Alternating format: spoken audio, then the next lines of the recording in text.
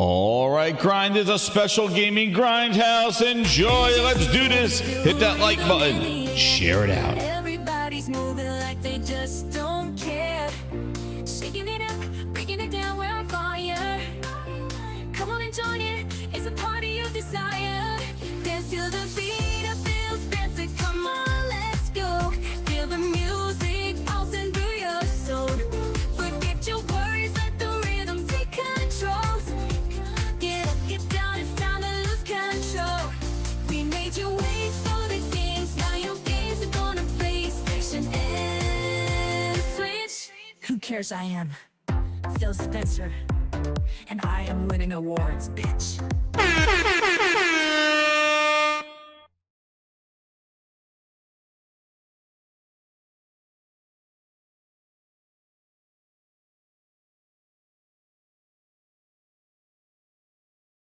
It's coming. Master of gaming journalism, getting it is wrong. Paul Tas180, master of gaming journalism, getting it is wrong. Yet again, he's trying to slither his snake ass out of his own bullshit. So he has a secret exclusive view. Now, oh yeah, it's super weird. Maybe it was something. Be embarrassed.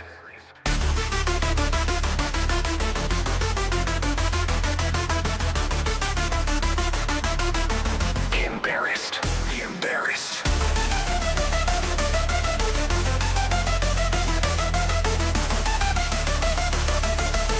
Be embarrassed.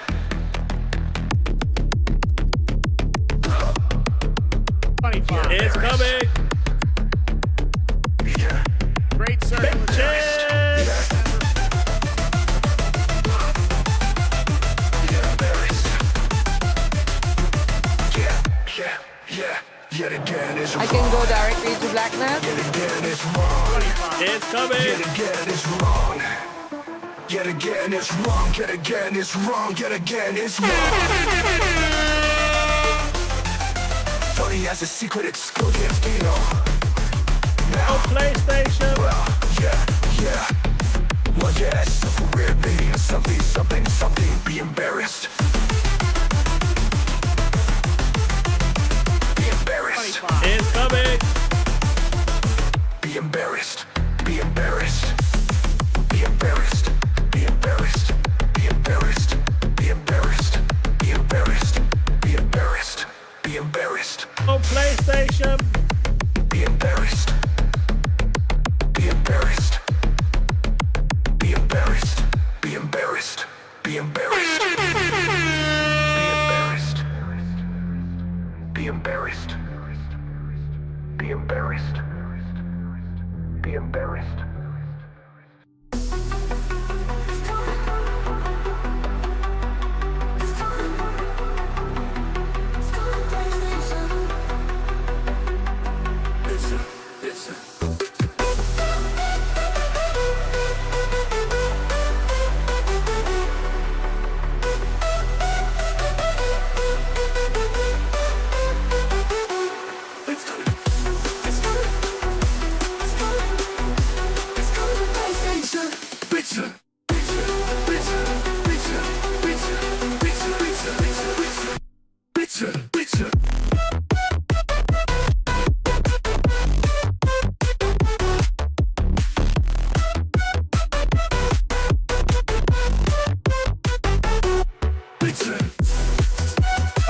It's coming.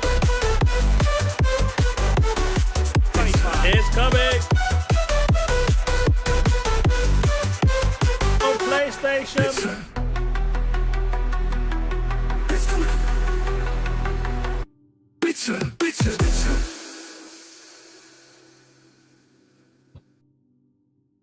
Yo, what's up, grinders? How you doing? Yeah, special gaming grindhouse. We're gonna be doing it today. As I mentioned, be out of the offices. The grindhouse is offices tomorrow, so I'll be out. Hopefully it's coming. Astrobot is coming, yes. So definitely wanted to get a show out to you because that's a couple of topics that I wanted to talk about. Check out my streams. I was playing Call of Duty on yesterday, a couple of times streaming on there. Streamed at the grindhouse, which was awesome. And hey, we're on our way to 3K. We're just about 90 or so away. So if you're new here, hit that subscribe button. The typical gaming grindhouse is on Monday nights at 8 o'clock, 8 p.m. Eastern Standard Time, and then shows throughout the week and music playlists for the ultimate grinders, and I give some also, release some for the VIPs as well. And then there's some public ones that I feel, you know, if they have all relevant to what's going on, there may be some samples out there to everybody who subscribes to the channel and just joins there. So let you know, I hear some noise. What is it? I hear something.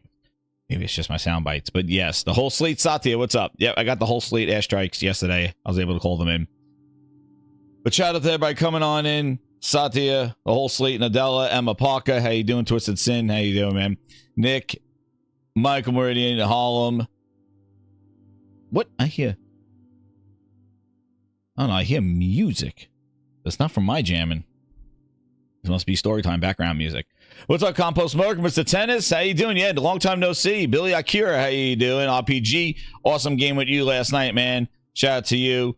Compost Smurfing there in the house. Fabrizzle, what's up, Fabrizzle? J Gamer, how you doing? J Gamer UK in the house. Ice Queen Gaming, how you doing? We got him on and coming on in there. Stonewall, what's up, Stonewall? 1892, how you doing, man? VIP grinder in the house. Shishumi Sham, how you doing? Special edition Phil, yeah, you know what, yeah, I was like, why not? I had some time. I was like, you know, let's do some grindhouse today. Let's do the grindhouse. New music in the house. Got some, I got some new clips too, and also too, so you'll see from here. So, but yeah, if you're new, hit that subscribe button. Definitely, it is a fun grand old time, man. You know, we beat up on companies, corporations, and we celebrate quality gaming. That's it. Boo to the corporations, celebrate quality gaming. That's it. Simple as that. Gaming grindhouse. And grind your gears. So, if you like that, hit that subscribe button. Quality games. It's quality. So we'll talk about Call of Duty, Black Ops 6 Impressions. You'll see from my stream last night if you missed it. There, we have Concord, rumored sales, yes, not very good, and poor reception continues. Yabara strikes back at Xbox messaging, and then we also have Series S and the Paul Tas180, not Tas-C, Paul Tas180. That's what he is on the Wukong, which that has been a disaster. I did a late night, super late night grindhouse on that, and dude, it was just, I kind of knew it, and then just the next that night it broke. We'll talk about it, about what the disaster is of that, and just the media in general. My God, if you could call it media, call it the goddamn circus. That's what I call it. Friggin', I need the bearded lady and the goddamn lion and the lion tamer and the friggin' fire wheel. That's what I need when I see these articles from these clowns. And then we have the ultimate, you know, why not? Talking about games getting delayed, skipping Xbox, all these things. You know, the S is booster box. It's the S. It's memory leakage. It's all these things. Why not? While all this disarray and messaging and you know the Indiana Jones and all, why not just have a story time with Phil Spencer? Why not? Dude just can't get enough of himself. No, you like to look at yourself on television, you sick son of a bitch. So look at this. He loves himself on TV. Why not? Just sit down, story time, and of course, do you think it's good news? No, it's not. So we will go over there, and we found the originator of Xbox Skip themselves. I said, just like with Towerborn. I just said, like, just like Towerborn, they're skipping themselves. And now we know the OG of that. What's up, Nano's boss? How you doing? Yo, shout out to who's that? Who just did that? Yo, I hear music. No, oh, you know what? I think I know where it's coming from. I'm like this. It's like this background music. I'm like, I know where it's coming from. Hold on. It's like this, like tranquil music. I'm like, it does not fit with the energy in the room. Where the hell it be? You know what? I downloaded Oh yeah, I hear it. There it is. I don't know if you guys hear it. Yes, you must hear it too. It's actually not bad, but I don't want to hear it right now. It's distracting me. So let me turn that off. Where the hell it bees? Where the hell is it? It is like, I don't want people going to sleep here. Like, ding, ding, ding. Hold on. Where the hell is this thing? Theme? Here it is. Sound. There it is. Background. Turn. Oh my God. Turn that off. Yeah. Okay, good. I turned that off. I don't know what the hell was going on there. Yeah, now it's off. You didn't hear anything? I just got Premiere ears. That's its quality. I'm hearing the Phil Ness twist in my ear. Yo, shout out to Steven Leon with 10 VIP grinders. Dude, we are on our way to the next emoji. So VIP train in the house. We are going to get the next emoji, and then you will vote on the next emoji. That's it. This is your show. The fans. It's about the fans. So, yes, we're on our way. We need to get to the 250 mark or wherever I think we're at. We're about the 40 or something like that members there. But thank you, Steve Leon. We are on our way to the members goal because I don't even know how to do the thing. I got to figure out how to do the members goal so we know when the next emoji is because it changes all the time. It says you need 20, then you need 30. But anyway, usually it hits. But thank you so much, man. And we'll get our new emoji in the house because we need a new emoji. That's right. JP Loco with the 2 because forgot to include Sunset Overdrive 2 and Alan Wake. Oh my goodness. Well, JP Loco, I gotta come back to that super chat when I get back there because yeah, that was not on my list either because I have a couple of things here and I just want to make sure I have it all queued up. Yeah, I do. See, I have it queued up. I'm saving you guys time. There it is, Billy Acuria flexing the emoji train right there. Customer. And Reaper, member of 11 months. Upgrade VIP grinder. There you go. And then just to describe one more time, VIP grind, ultimate grinders get the playlist music day one, and then we also have it also. So that's everything. And you get it in a music playlist. You can listen to it. Awesome. And we're gonna do game nights also with the ultimate grinders as well. Some suggestions have been coming through. So that is the premier gaming grindhouse experience. And then the VIPs rock with the emojis. And get also members streams as well.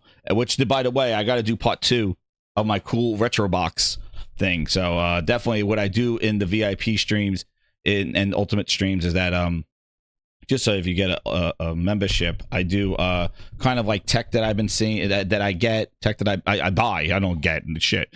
I buy these things and I show them to you. They cool headphones, controllers, retro consoles, awesome things, anything that I get my hands on, unboxing, thing like that.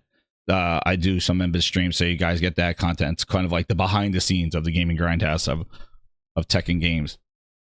So without further ado, let's get into the Black Ops 6 impressions. As you can tell from playing, I had 2 streams last night.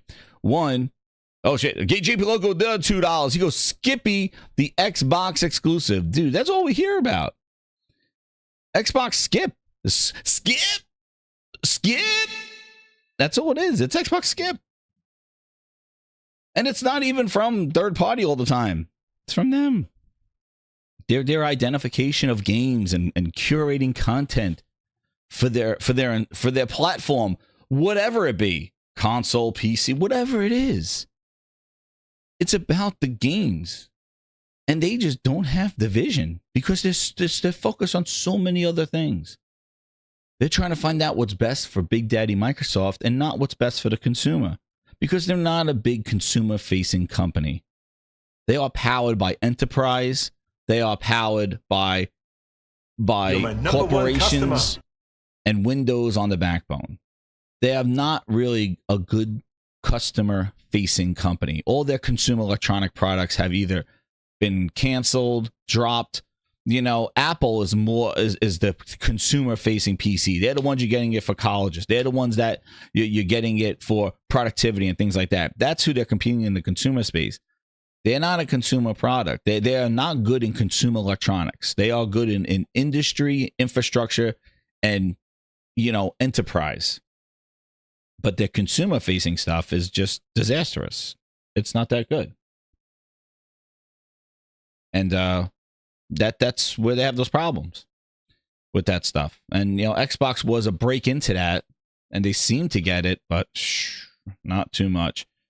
Twisted Sin with the 5. He goes, did you see the tweet from the guy that said, get a $700 PC than a PS5 Pro? I swear these guys don't know what the hell they're talking about. Yeah, they're not. Yeah, use parts. Like, yeah, I'm gonna build like a bootleg Frankenstein. Like, not only am I gonna build Frankenstein from all different parts, but I'm gonna build a bootleg one of like used GPUs and used ass power supplies and some RAM. A power supply that's been running friggin' like for 3 years. You know, I have an advice too. Like, when you go to Best Buy, you never buy the TV on display because that thing's been on for like since its lifetime. Like, it's been on. Like, you never say, I want that TV hanging on that wall at Best Buy. You don't do that. You buy it in the box from somewhere. You do not buy the display. That got burnt in for years. And it's like, you're going to buy, you know, you're going to buy like a friggin' old used parts and put it together. Enjoy. But this whole, like I said, the narratives with this, and I didn't put it in here. So since you chatted about it, I appreciate Twisted Sync. Well, I'll talk about that because I have tons of PCs and you know, 4070 on this one, 4070 laptop. And then I also got one of these other ones, these mini PCs that has a dedicated GPU, which is a laptop GPU, which is it's really cool. I use it as like a little kind of PC console, bring it around to the different TVs and stuff. But trust me, if you want to get some sort of performance, this PC console thing has been going on from the beginning of time. I remember the first achievement that you would get when you play Crysis was it could run Crysis, because the narrative the whole time was that the PC was the only place to run Crysis and the consoles can't handle it. This shit's been going on from the beginning of time. And whenever there's new tech, new consoles, it's always the PC guys have to kind of embrace their tech going, this is not going to beat what I got. And it probably is not going to. Especially if you're sitting around the new latest gen GPUs. But we found out, you know, not everybody has the latest GPUs.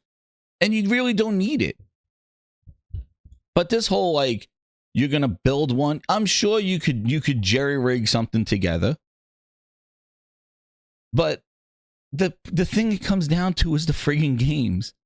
If you are excited about Wolverine, if you are excited about the next game from Naughty Dog, like, there's going to be one place to play it. And I mean, if you're excited about it. Because if you're like, oh, I'll just wait for whenever they put it on PC, well, then I'm not calling you excited. Because if you could just wait after the game is available, then maybe you're not that excited for it. So I'm talking about people that want to play those games when they come out. And not and fall into the FOMO, and the people that want to say like, yo, I want to experience this. I don't want somebody to spoil it, you know, 6 months down the road. I want to play these games. Exclusives matter. And that's why they want to get rid of that exclusive, because that adds to the FOMO. Because if you have a platform where games that you may want to play are not there when they come out, that FOMO hits hard. And then you got to go bend the knee and go buy a weak console, if you want to call it that.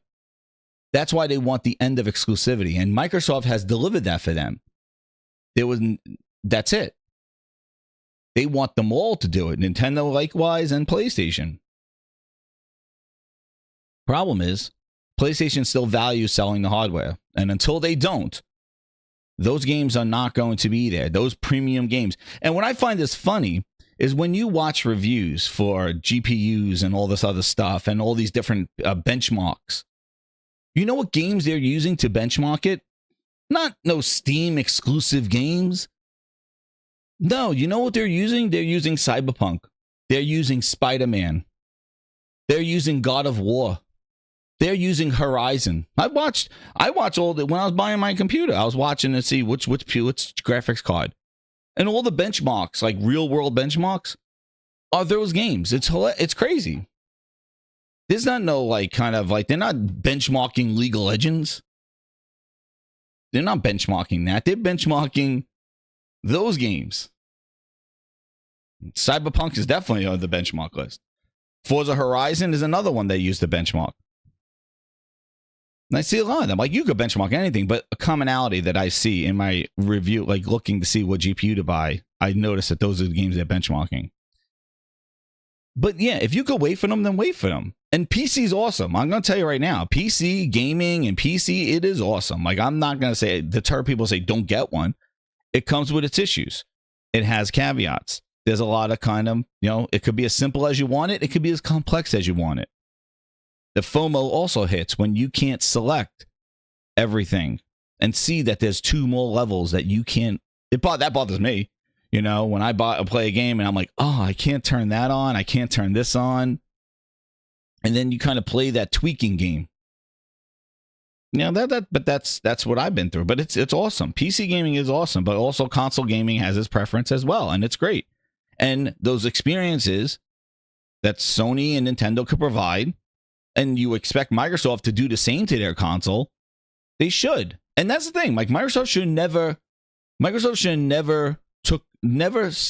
not try to impress their console owners. That's the thing. They should never took their eye off of impressing the console owner, because that was their device, their ecosystem, and their storefront, and their hardware. That should have been ensuring that delivered and put your stuff on PC as well. And they didn't do that. Their games were diluted, missing features. That was a management issue. And it's still always been a management issue.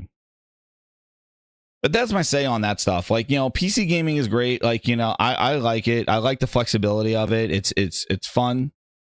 But it comes with its own set of challenges and stuff, where console gaming is trying to set up for you, and you can sit back. I sit back in the theater and play on my PlayStation, you know, or you know, on the thing. So it's like, it is what it is.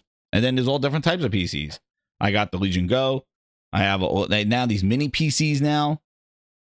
You get them like $500-$600. They have mini PCs. You could kind of use those things. Some of the integrated graphics is not bad, but I got the dedicated GPU one. It's pretty cool. That's like a small one. There's all different form factors. It's pretty cool. Like, it's interesting. And the Steam Deck started it all off. And the Steam Deck is awesome. That's Steam Deck. But that doesn't take anything away from the consoles. Like, they could both coexist. They don't have to replace one another. And PC gaming has been around forever. And PC gaming doesn't have to. It's going to have to replace console gaming. It's not going to. They can coexist. You know, Microsoft's the one that has a financial interest in PC and trying to sell Windows computers, because they know they're not beating Apple. So they're going to try to leverage selling a PC and using Steam as their kind of way to go, because their Windows store is garbage. Like I said, Black Ops Impressions, I had to download from that Xbox store, and it is a friggin' disaster. You know what? Don't let me say it. It was a disaster, Ryan. It was a train wreck. It was a disaster, Ryan. A disaster, Ryan. It was a train wreck. A train wreck. It was a train wreck. A disaster, Ryan. Yes. That app sucks. Neominus. Yeah, you want to know driver updates? I booted after it took so friggin' long to download this 147 gigabytes. I'm Ethernet. I'm plugged directly into the wall. I could download this stuff in probably 20 minutes. I could probably download this on the PlayStation or on PC on any other app. When you download it from that Xbox app, I don't know what the hell it's pulling from. Satya servers powered by McDonald's fry oil. I have no clue what Azure is powered on. Maybe it's buried too far down in the ocean. But my God, that Xbox app sucks. It's horrible. It's so slow. I was afraid to try to download another game. Like, I was seriously stopped everything and watched this thing increase, because I was playing to stream on Friday night. Thinking like, oh, I could download the 100 gigs. I could download that in freaking 20 minutes, 15 minutes. Dude, it took over an hour. An hour with that stupid, I don't know where. And now they added an update where you could decide where you install it. Dude, I'm installing it to an SSD. Not any SSD. A goddamn Mark Cerny SSD. SSD. The power of a SSD. The power and the teraflop and the SSD. It was a freaking SSD, and it still was slow. It still was slow. And I could delay my whole stream. And then I had to still finish it. Then after you install it, you got to install, Warzone overlay. And then you boot that app up. And then that app says closing updates needed. You close that app. And then it boots up Black Ops 6 in another app. And it says restart for that update. Shaders are loading. And every time I got to boot up 2 apps. Dude, the Xbox apps front sucks. It's horrible. Thank God I only jump in and do some peekaboo gaming when they release a game that's worth a damn. But my goodness. Steam, please. That's where I want to play it. That Xbox app sucks. They make the software, they make the hard, they make all this, they make the operating system. And they have the worst experience. It's horrible. And combine that with Activision's overlay of this is the Call of Duty universe. They got them friggin' Marvelverse, the cinematic Call of Duty verse, which I don't want to see any of this shit. I just want to play Black Ops 6. I don't care about the Call of Duty universe. Then I got to load up the Call of Duty universe, click on that shit, and then go to Black Ops 6. And then finally I'm in the game. And that Xbox app sucks. It's horrible. And it's so slow. That's the thing. It's so slow. There's no super fast downloading. Even the Epic Store, I find, has faster downloading. Steam is the fastest, but Epic Store, I don't know what bullshit servers Microsoft using to power that app, or Microsoft has that friggin' app writing in some friggin' registries or something. I have no clue what the hell they're doing. But whatever it does, it's slow. But the game itself, I'm enjoying it. I like it. It's not bad. King Manual, you want to skip it? I'm liking it. I thought the Omni movement was going to be some sort of whack-ass shit, because I was watching some clips of third person and guys jumping all over the place like friggin' Max Payne on goddamn cocaine. But then I played it myself, and maybe in third person it's that way, but in first person it's not too bad. And I thought people were going to be flying all over the place. There was a couple of wackos flying all over the place, doing kind of Max Payne jumps out of a window, and there was some what the hell was that just flew by? Oh, that was a person.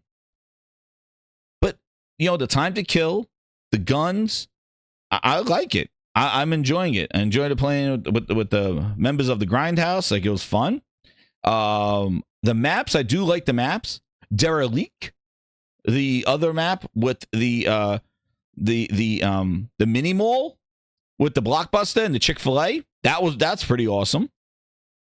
And then the one with the house that you're running around with the pool and stuff, dude, that was pretty cool. I like those maps. The map design's pretty good. Treyarch has always been good with making maps.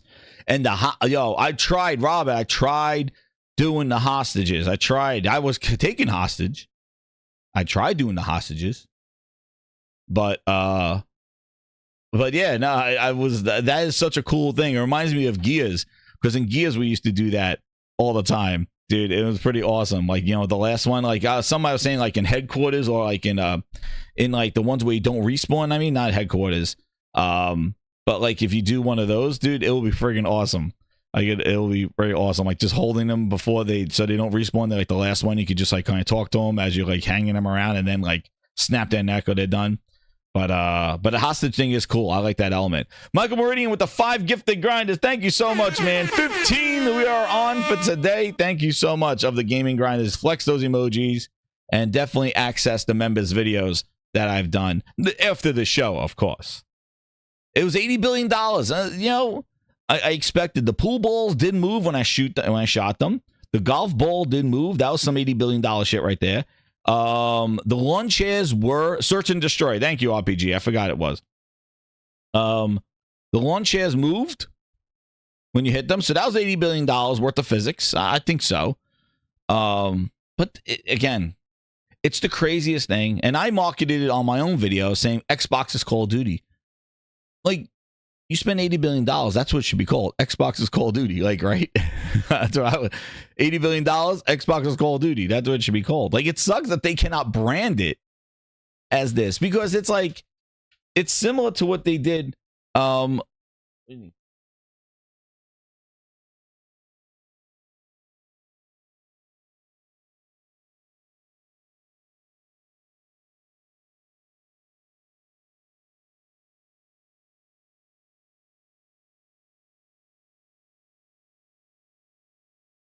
Anyway, interference. What the hell? Why is my microphone thing up there? Sorry. Make a big splash. The grenade splash in the pool wasn't too hot. That one wasn't $80 billion worth. But otherwise, I have to say, like, I really think that it's a good Call of Duty. And like I said, anything from last year, you only could go up from there, right? Like, you only could go up from there from last year. Because last year, that was the first year I skipped Call of Duty. No, my mic was blasting, so I had to try to reduce it. I reduced it too much. But no, I do like it. I'm going to play more of it. And then, next week on open beta, we could do another stream, get the grinders in there again. It was fun to do that, but we'll see, and this is the thing, like with the beta, like they only gave a couple of maps, a few game modes, and that's about it. Like they gave just a taste, like, which is good. And zombies are still there, and then the campaign, so they got a lot to give for that game. And it's just sort of like, that's what I was saying when we'll get into Concord. One of the problems with that, for me, was that the beta was everything. The beta was everything. So this didn't have everything in it. It still has, I want to see some more maps. I want to, they don't have all the kill streaks in there. All the perks and stuff like that. Like, it's pretty, it's pretty cool.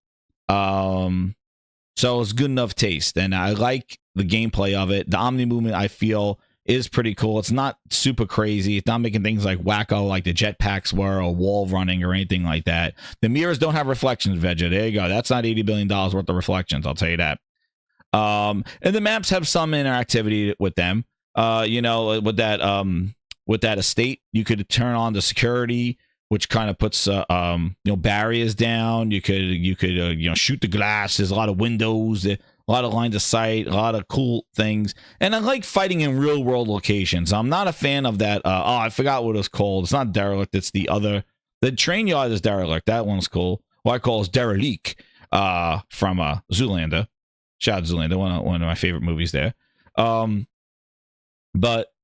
the one where it's like just, I forgot what it was called. It's called, it starts with an S. I forgot.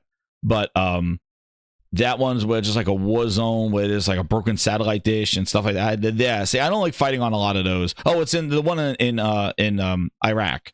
Scud, that's what it is. Scud, that's what RPG. Yeah, that's the one in Iraq. I like fighting in real world locations. Like the mini mall area was fun as hell, dude. I would love to do capture the flag on that map. Maybe a little too small, but that mini mall map with the Blockbuster there and stuff like that, like that would be fun, because you got to kind of run through the stores if you had a flag. Like capture the flag would be wild. I would happen to capture the flag, dude. Capture the flag used to be like my favorite game mode, especially on Halo. Oh my god, capture the flag was the best with the vehicles and stuff like that. Oh my god, that's classic Halo right there. But capture the flag was always good.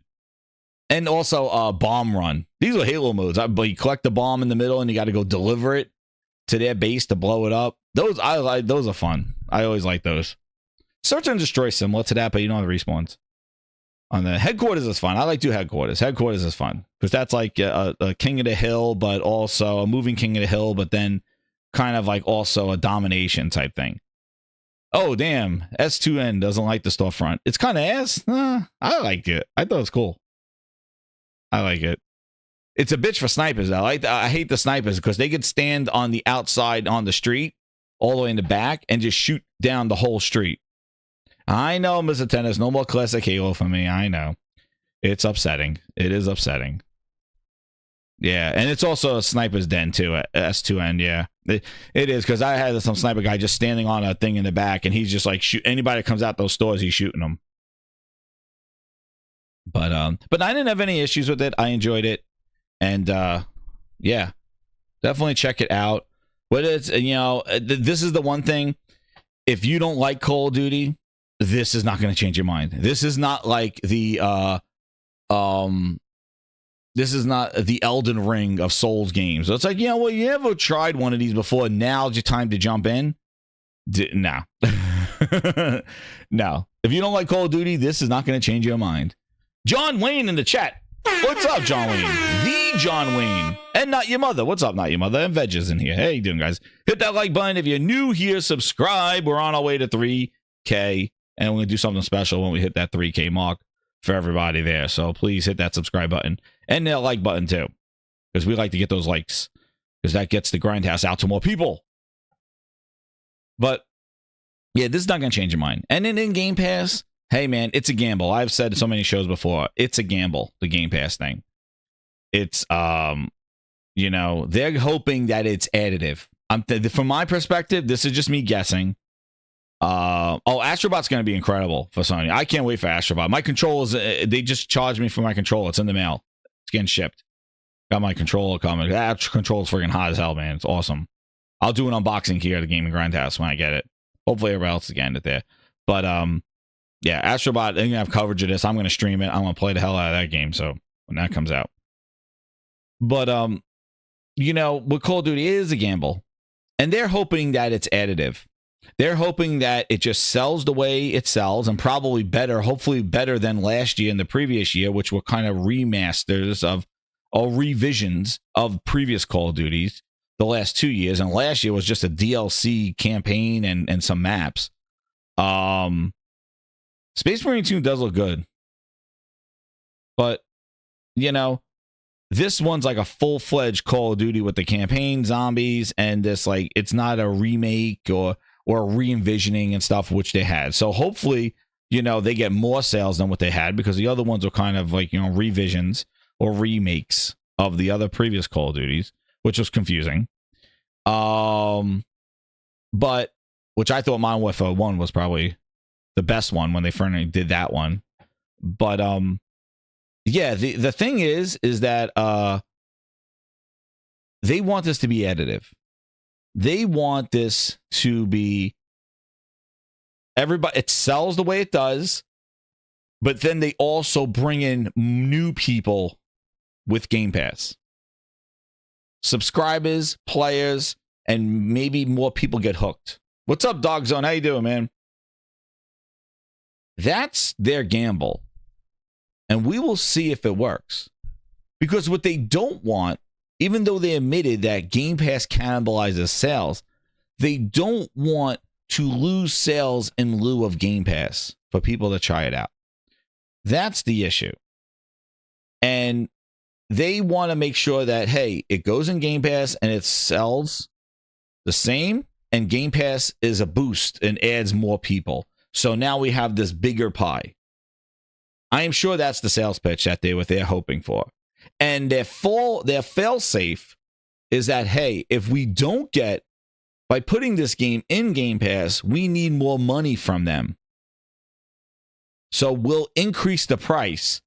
So if we do bring in more people, we're going to get more money from them. And the ones that stick around, we will get more money from them. In addition, by increasing the price, it doesn't make Game Pass maybe the best financial choice if you just want to play Call of Duty, because $20 a month is pretty substantial if you're going to go on console, where most of, you know, where Call of Duty could be, where, you know, it sells, you know, because the Windows Store's ass. I know it's buying it from a Windows Store, and even though that's probably the best way to play Call of Duty for $11 on PC, even though you got to deal with that store, they know that. But the thing that their approach is that, hey, whatever we do get from this, we'll get more money from them. And also, by that price being that high, it may not be as simple as like, hey, I'll just get this in Game Pass. Like, well, wait, it's $20 a month. Are you sure you'd rather buy the game? Are you going to play the game for 6 months and not own it? Are you going to invest in the game and subscribe? You're going to subscribe to their battle pass and subscribe for the service access, or you're just going to go buy the game for $70? So it's kind of getting up there where $20 a month is not a drop in the pan, especially with all the subscriptions that you have. So they're kind of, trying to balance that out. So it's going to be very interesting, And if it sells less, John Wayne, if this beta doesn't do, people start turning off, going, oh yeah, nah, same old shit, same old stuff. I'm done. If it then they're in trouble. Then if Call of Duty continues its downward sales that it's having since the end of Activision, this is not, it may not be a great experiment for them, and they may have to pivot next year and do it, or who the hell knows, or cut things, or or sell the modes separately next year. I don't know. Next year is going to be a very interesting Call of Duty. This year, I think it's kind of like the reunion. This year, I find this year is kind of Call of Duty that was kind of being worked on during the whole legal fees and all this other stuff, and all the legality and stuff. And I bet you this game is kind of like, the kind of reunion of like, let's try to get the Call of Duty players back that we may have lost with that last year's update thing. Next year is going to be interesting. Next year, that's going to be interesting, because that will be the full development or something. Well, even though they work on these games for a few years, but next year's approach will be different, because it's going to depend on this. And who the hell knows, pivots and all that other stuff. But like I said, game is good. I like it. I'm probably going to get it, because I am enjoying it. And definitely run some zombies in there. I'm not a huge fan of zombies, but it is fun. And it's going to be a gamble. We're going to see. We're going to see what it does. But it's not there to bring in new audiences. Like right now, this Call of Duty is not, oh man, this is the one to get to start with. No. Now, talking about shooters, Concord, my goodness, it is rumored that it is rumored that this game, and again, nobody came out to deny it. Damn, where's my display? Not that display. Hold on. That was crazy. Oops. This one. It is rumored from Eurogamer that it just sold 25,000 copies. Let me just click on it. Yo. Oh, yeah. There's some pop-ups there. There we go. So, according to Eurogamer, some analysts suggested that it sold 25,000 copies. Industry analysts. We know about these analysts, though. But Concord should have launched free-to-play or at least part of the PlayStation Plus subscription, is the quote. No, it needed to. I think more. I think my opinion on it is, if it released free to play, that was not going to save the game. Like, free to play was not going to save this game, dude. It was an open beta, and the numbers were low then. It was. I said, I was saying this on my stream last night. There was too many things against this game. It didn't do anything very apparently new to pull people away from what's they're already ingrained in with Overwatch and other games. It didn't do that. It had all the aesthetics, some of the character designs, people just kind of looking weird, like this one here with the rocket launcher person. And then the DEI stuff, that was another thing that people just went against too. They want to see that kind of thing. And like I said, there was just, the rollout of it was not very embracing. Like, they showed, oh, we're going to do weekly trailers of videos. And this is not to say it's a bad game. Just like Call of Duty is not a bad game, but you know, it's not going to bring in new people, and Concord wasn't doing anything to bring in new people either. Because it was just same old. And some of the unique things with it weren't very apparent. It looked generic. And then it looked like some sort of bootleg Guardians of the Galaxy, and like, oh, we're going to sell them on cinematics. It's like, dude, do a campaign at least. So at least if the multiplayer part fails, which it is, you have something to fall back on. They didn't. And this is the problem with this, is that, and I said this before with Concord, the problem is the public reception is your reality. Like, because this is going to live and die by the community, if the community is not there, the game is done. You don't have a epic campaign to fall back on to try to salvage some sales. You don't have anything. And the messaging of this just compiles on this stuff. Dude, there's like 260 people. This is dismal. For a multiplayer game, we've seen games like Halo went flying down, but Halo was like over 300,000. This didn't even break 1,000. And what's crazy is that the beta, which was free, numbers were low. So being free to play was not fixing this game. It was dead. And it was due to marketing, perception, what they highlighted, what was done. And it was done, I would say, poor vision. Poor vision. And the fact that Sony bought the studio for this. And I'm not talking community, Corey, as community like us and like the Twitter community. I'm talking about just public reception of a game that requires multiplayer. I'm not talking about community, the Twitter community, the YouTube. I'm not talking about, the people that we interact with. I'm not talking about that community. I'm talking about when you have a communal game and a game that needs to survive off of multiplayer, if the perception is this ain't a game to play, it lives and dies by how many people are playing it.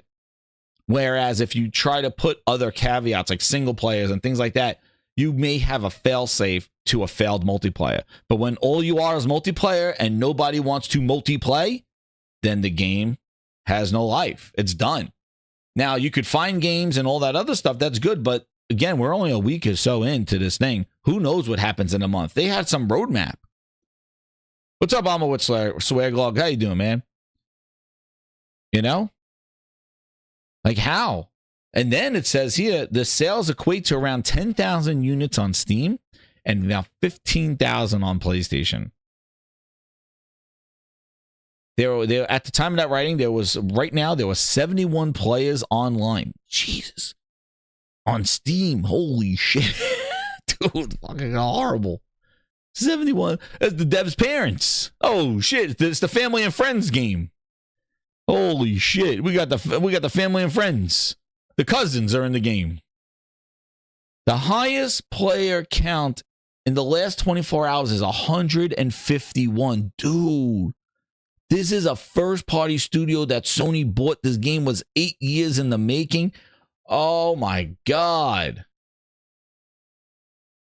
Great ass! Damn.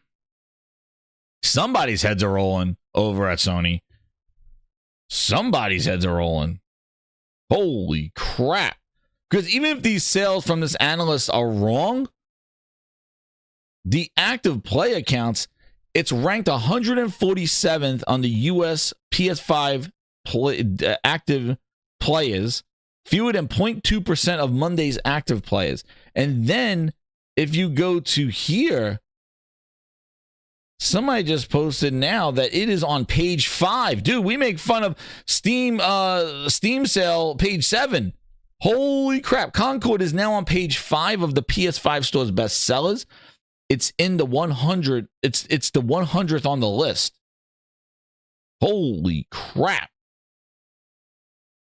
Just released a week ago. Yo, and this is again, not saying you don't can't like the game, just like you could love Sea of Thieves, you could love Hellblade 2. The perception, dude. The perception. But the problem is you could say, hey, don't like it. Who cares? The problem is that That's your install base. Like, if the public reception is I'm not playing this game, it's going to get harder for you to find games later on. How much time are you going to invest in it? And what's that roadmap mean? And what does this mean for the game's future? We're not even a week or two in. We're about a week in. And it is dismal. It's almost, it's going to be like 5 people in another month. Who the hell knows? If the Call of Duty drops, I don't even want to see it this weekend, dude. It's going to be crazy. And you could love it. And you're not bad for loving the games and all this other stuff. But the problem is if the game is only is dependent on multiplayer and nobody's playing and that number keeps dropping, I'm going to see what Sony's pivot is. We're going to have to see what Sony's pivot is. Are they going to change fair games? Are they going to do something with that? But it's messaging. It's messaging. And not only in the game itself. Shout out to Ron M. 5 members. Veja S2N. How you doing? He got it. Hooked on Gyro. How you doing? Metro Knight got it. Thank you so much, Ron M. Brian V in the house with memberships. We're on the 20s. Nice. 20 VIPs for the day. We're on our way to the next emoji. Thank you, Vex. There's a great question right there. The bigger question is, how did Sony misread the market to buy the studio and co-sign a mediocre game and also greenlight an Amazon show? Yo. They got finessed.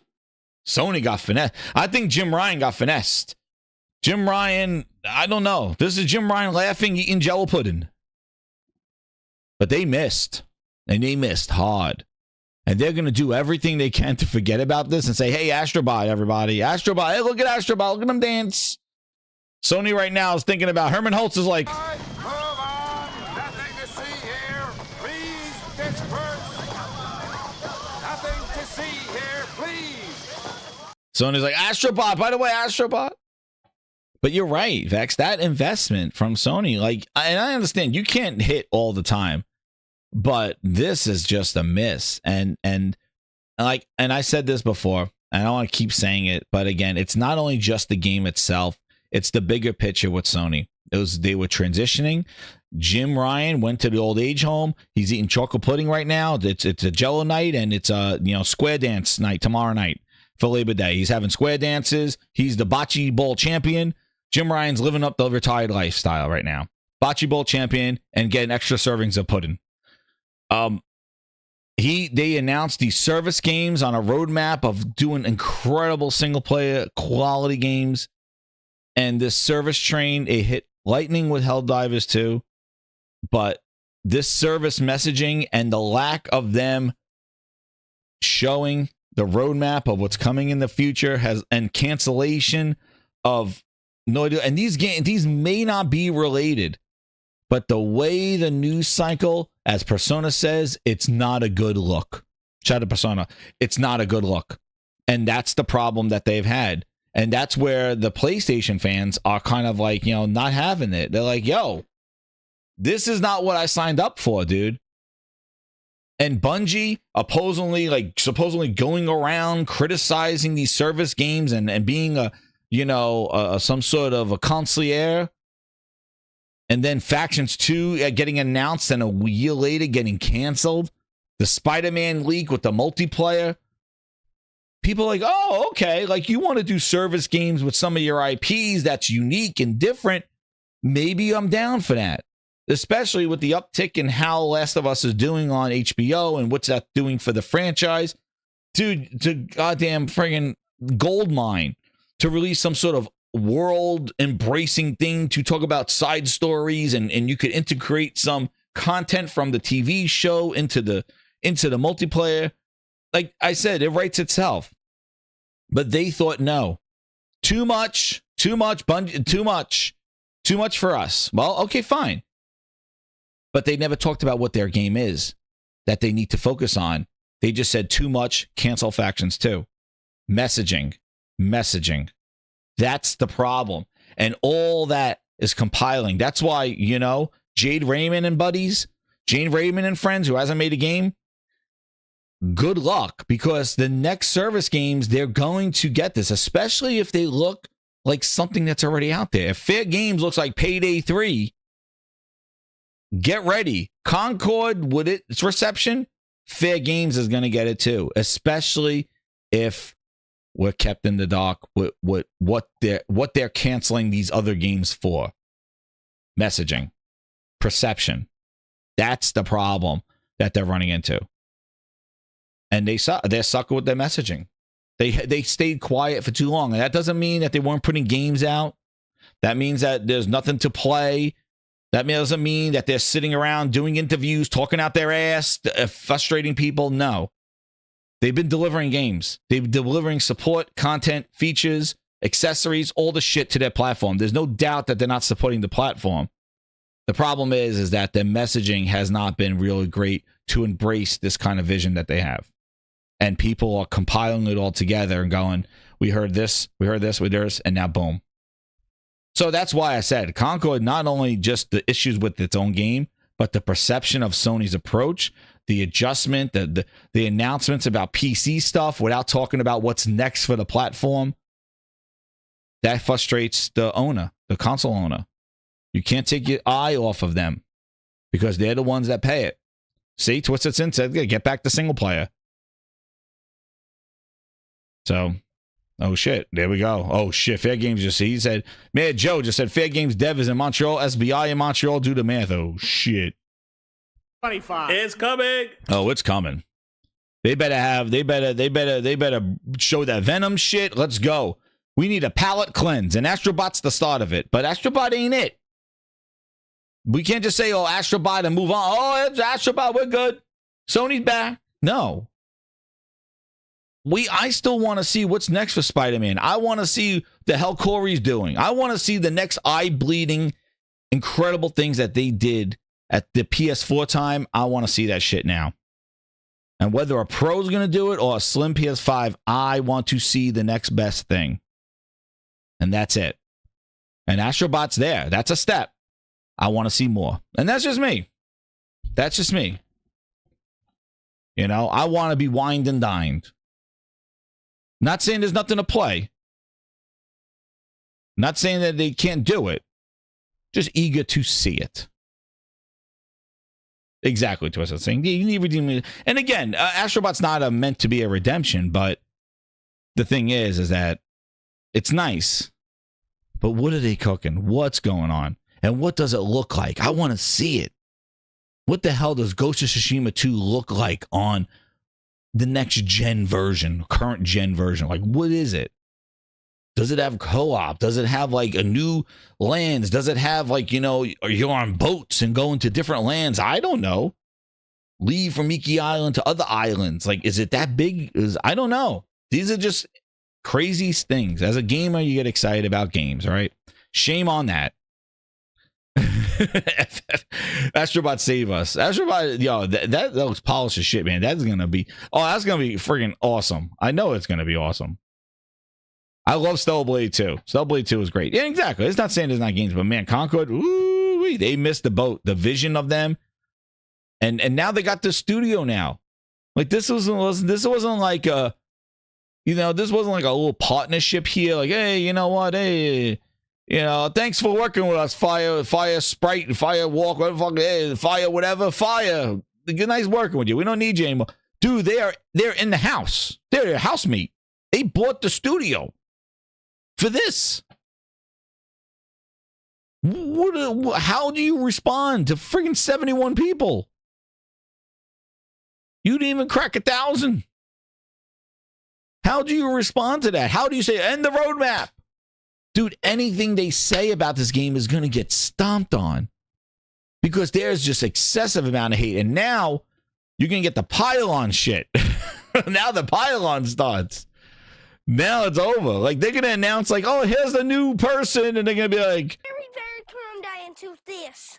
A bump in the road comes, and she's be sarcastic. I won't be coming back until Saturday when you leave. She's gonna try to stop me, but she can't run in those little high heels. Never see this. It was a disaster. A train wreck. They can't even talk about this game. Wreck. Concord is the Voldemort of gaming. It was a train wreck. It was. That's right. I'll say it again. Concord is the Voldemort of gaming. Thou shalt not speak of it, because if you do, the hate train, yo, it's coming. You can't, they can announce new content. Oh, yeah, we got a new person. There it is. Oh, dude, you got to go put your head in the ground, face down, ass up somewhere. You got to forget about it. You got to go there, like you got to go in there like Men in Black and go, forget about it. Never existed. Herman Olsen go, I got something for you to look at. Firewalk. Come here. Come into my bathroom. Come in here. I got something to show you. Herman, why are you wearing a turtleneck? Come in here. I got to show you something. What is this? Okay. Look at this. Look at this pen. Look at the pen right here. Look at the pen. Look at it. Look at it. All right. You're looking at the pen. Let me put on these shades. You never made a game for us. You're no longer Fire Sprite. You're something else. You never came in here. There's no such thing as a shooter or service. Now you go on. Do something else. That's what Herman's gonna do. He's gonna go Men in Black their ass. Look at this pen. Look at the pen. Look at the Herman pen. He's gonna pull it out of his pocket. Put on his Herman shades. I mean, guys, we shall not talk about Concord. Concord? Concord grapes. They're gonna rebrand everything in the store. Concord grapes. They're gonna say we make grapes now. We make grapes. Concord grape cider. Yes. There's no Concord game. It's Concord grapes. That's what we do here at PlayStation. We make Concord grapes.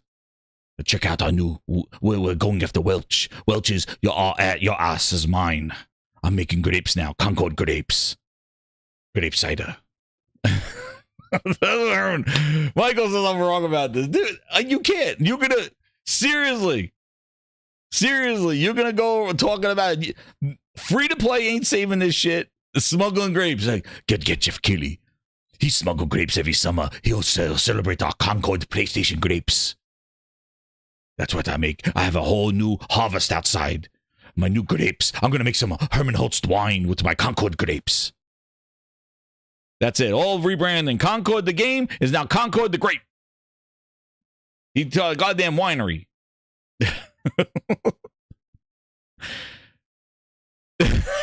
Corey Razzie said, this is the most Xbot thing you said. PlayStation. Dude, well, why, Corey? CFDs, free to Kraken, all that shit, dude. It is what it is. And as I said, I'm not telling you to play the game. I'm not saying don't play the game. You can enjoy the game. It's just it's going to be hard. I think personally what they're going to do is that they are going to they got to put it in PlayStation Plus to kind of keep the install base. So I think in the next month or two, it's going to be in PlayStation Plus. Foam Stars, they made that shit free to play. Dude, this live service shit is a gamble. It is a friggin' gamble, and it annoys the shit out of me because when I go back and play these all complete games and then watch these games try to build and try to get these kind of like casino neon lights, get in this store, get in here, play here, like, and then all of a sudden they shut it down. Like, oh yeah, we're done with this shit. It didn't work. And you invested your time and even money into these service games. And then they just go, yeah, now what? The players are not there. But, you know, it was fun. Shut it down. Shut it down, everybody. Close it up. Wrap it up. That's bullshit. I hate this shit. I hate when they do this. I hate these service games. They treat us like goddamn friggin' casino fodder. Like we're just walking wallets. Oh, yeah, come in here. Look at all the battle passes. Look at all the games. Look at all the content. Look at all the characters. Look at all the characters. Look at all the characters. Throw some money. You want that skin? You want that skin? You want that skin? Come in here. Come in. And then 2 weeks later, like, you know what? This didn't turn out the way we wanted. The casino shut down. Thank you so much for your services. What do I do with all these chips? Keep them around the house. You can keep these chips. And that's right, Don John. They need to make unique experiences. And the fact that this vision fell face down, ass up, it is what it is. And now they have a Concord grapes. That's what they're making. Smuggling grape farm. But yeah, if that's the sales numbers, who knows? But yikes. But the numbers supporting those sales numbers is not good. And, you know, we just got to move on from there. And, you know, they can. But they got to watch. They got these other service games lined up. You know, Fair Games is probably watching right now, biting all their fingers at the same time. They're like, oh, they're looking out the window. They're like, oh, blah, blah, blah. Yo, when did we talk about this game? It's like, yo, Herman's like, get down. Get down. Herman's over to Fair Games Studio. He's like, Jade Raymond's in the window biting her fingernails. It's like, Fair Games. He's like, get down, Jade. Don't say shit. Fair Games, we'll talk about it 2 years from now. Got to avoid this shit. Deletes all the he's and hers and the hims. I don't want to see those. Get it out. Herman Holtz is in there. He's stressing. Like, I'll go turtlenecks. Nah, man. Damasi, you know. No, we can't compare the Sea of Thieves. Sea of Thieves wasn't this dismal, dude. It was. No, this is bad. It's hard to say. Like, this is bad. This is not like, oh, it's like a Sea of Thieves. Oh, it's like, you know, it's like Bleeding Ass. No, this is dismal if that's true.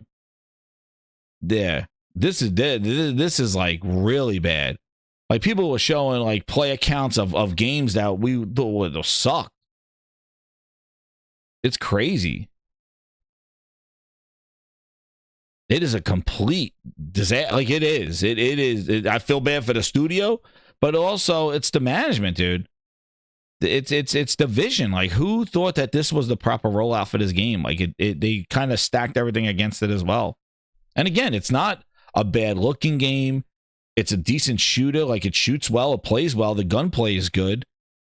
You know, there are definitely problems with the game design in the sense of, like, you know, the characters only with one guns, the hero shooter without abilities, like, you know, without max, like, you know, ultimate abilities. Like, there's all these things. But free to play wasn't going to save it. So people just going around going, oh, free to play would have saved Concord. It wouldn't. It wouldn't. There's too much. There's too much shit there. But yeah. Yeah, who's this guy? I don't even know. Yeah, it's down to 54 plays of the last few nights. Like, here's the this is just this kind of show. You know, because we use the Steam charts. We look at the DB, seeing how it drops off. But this is like, you know, you're not even starting at 1,000. Like, the peak was a week ago. It's 697. 24-hour peak at 198 and 54 players. Like, it's fluttering in the hundreds. So, yeah, it's not good. And then, yeah, and who knows that estimate is there. But yeah, but those are the numbers. Again, we don't know, but the numbers kind of line up. But that is low. And if you just like, I'll just look at it now. Okay. ODB, what is it? The,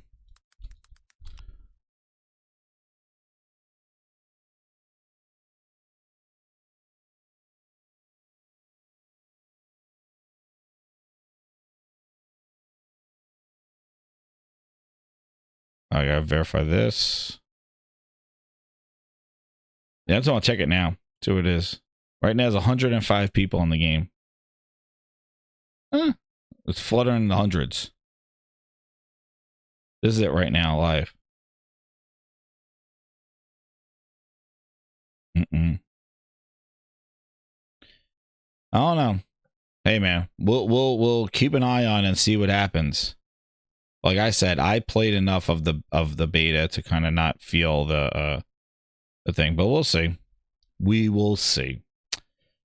Now moving over to Yabara, man. Yabara, they said to ignore him. He's a disgruntled employee from Microsoft, but Yabara came out and yo, this guy, I remember when he used to talk so much crap about, you know, when he loved PC gaming, which is, I think, is pretty interesting that he's kind of talking about console gaming, because when he was with Xbox and Microsoft, like, he would just, all he would talk about was like him gaming on PC, and he really embraced this whole PC Xbox type vision thing. And it's pretty interesting that now he kind of is like on this bandwagon. So shout out to Tim Dog, who was on the show a couple of weeks ago. And where the hell is it? There we go. Yeah, I don't know what's going on with my my stream thing. There we go. So, Tim said, Sony believes in exclusivity, and because it works, and it doesn't for Xbox to go full slate. I can't blame Sony either, because at least they believe in making a console a place to play. And Mike Yabara says, there you go. If your strategy is to win the living room, then you need exclusive hits, because winning is both a platform and game's perspective. Sony knows how to make hits and how to pick the hits from others to be exclusive. That's a point there, right? If I was them, I would double down right now, because the blood is in the water all over the place. He's talking about Sony, like double down and end them. And then B-Rap says, Mike, the narrative is that the living room is not the future of and that consoles are dying. Thoughts on this? And he goes like, I think the losing push the narrative. I think those losing push the narrative that fits for them. Consoles will never die, in my opinion. Oh. And I don't think they will. The console business has gone through crazy changes. Like, look at Nintendo. Nintendo went from a traditional console to trying to match in power, doing the GameCube, and then they went off on their own direction. Whatever your name is, get ready for the big surprise. Welcome, Michael Savage, to the Grindhouse. Again, hit that subscribe button if you're new here. Definitely hit that like button. Yeah, so like they went through changes with the Wii, then with their tablets with the Wii U. And then when the Wii U was dismal, and that's not what people wanted, with a tablet that was tied to a console, then they just made a Switch, and that blew up. PlayStation did its change with the PlayStation 3 with memory cards in it that you could put photos on there with real memory cards like SD cards and compact flash. And then pivoted the PS3 with their unique cell processor to something that was more developer friendly and something to develop and hit it out of the park with the PS4. Like, consoles have that adaptive approach, the ease of use, putting something, putting something under your TV or just plugging something in. There's no DVDs, the multiplayer, the whole like physical media thing. And maybe they get smaller, maybe they just become little boxes. Like, the other thing is they can replace cable boxes. Cable boxes are done for the most part. You just put a little gaming box next to your TV. And then who knows? Maybe they build TVs with the gaming boxes inside. Who the hell knows? But this simplicity of accessing just games and playing games, the accessibility of games, is always going to live on. And the living room is very important. Even though people are on their phones all the time, just like theaters still exist. But the whole thing that consoles are dying and things like that, like if you look at the sales of the PS5 and what they're doing at 68 million and what the Switch is at, you think Sony and Nintendo are looking at each other going, you know what, man? Yeah, this is a dead business. Nintendo's getting ready to launch a Switch 2. PlayStation's going to be getting ready to do a PS5 Pro.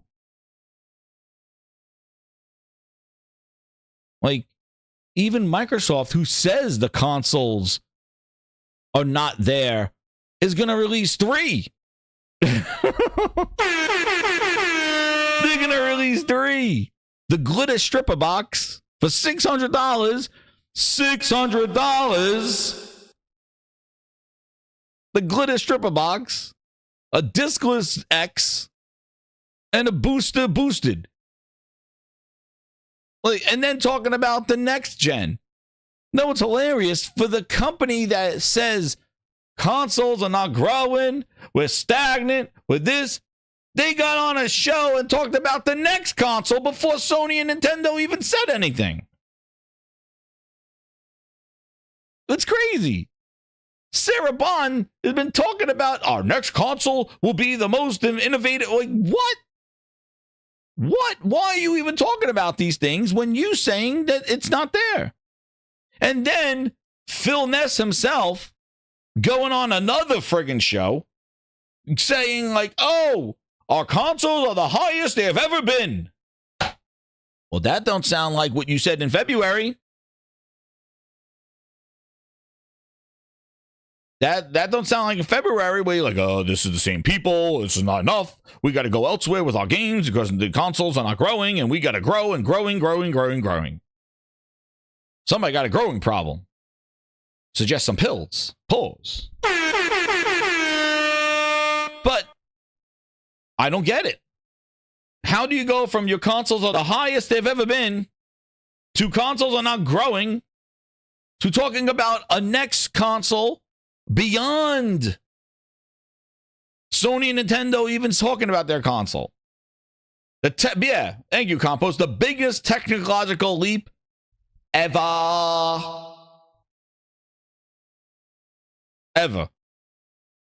Who needed that? Who needed that talk? We didn't need it. Who needed that shit?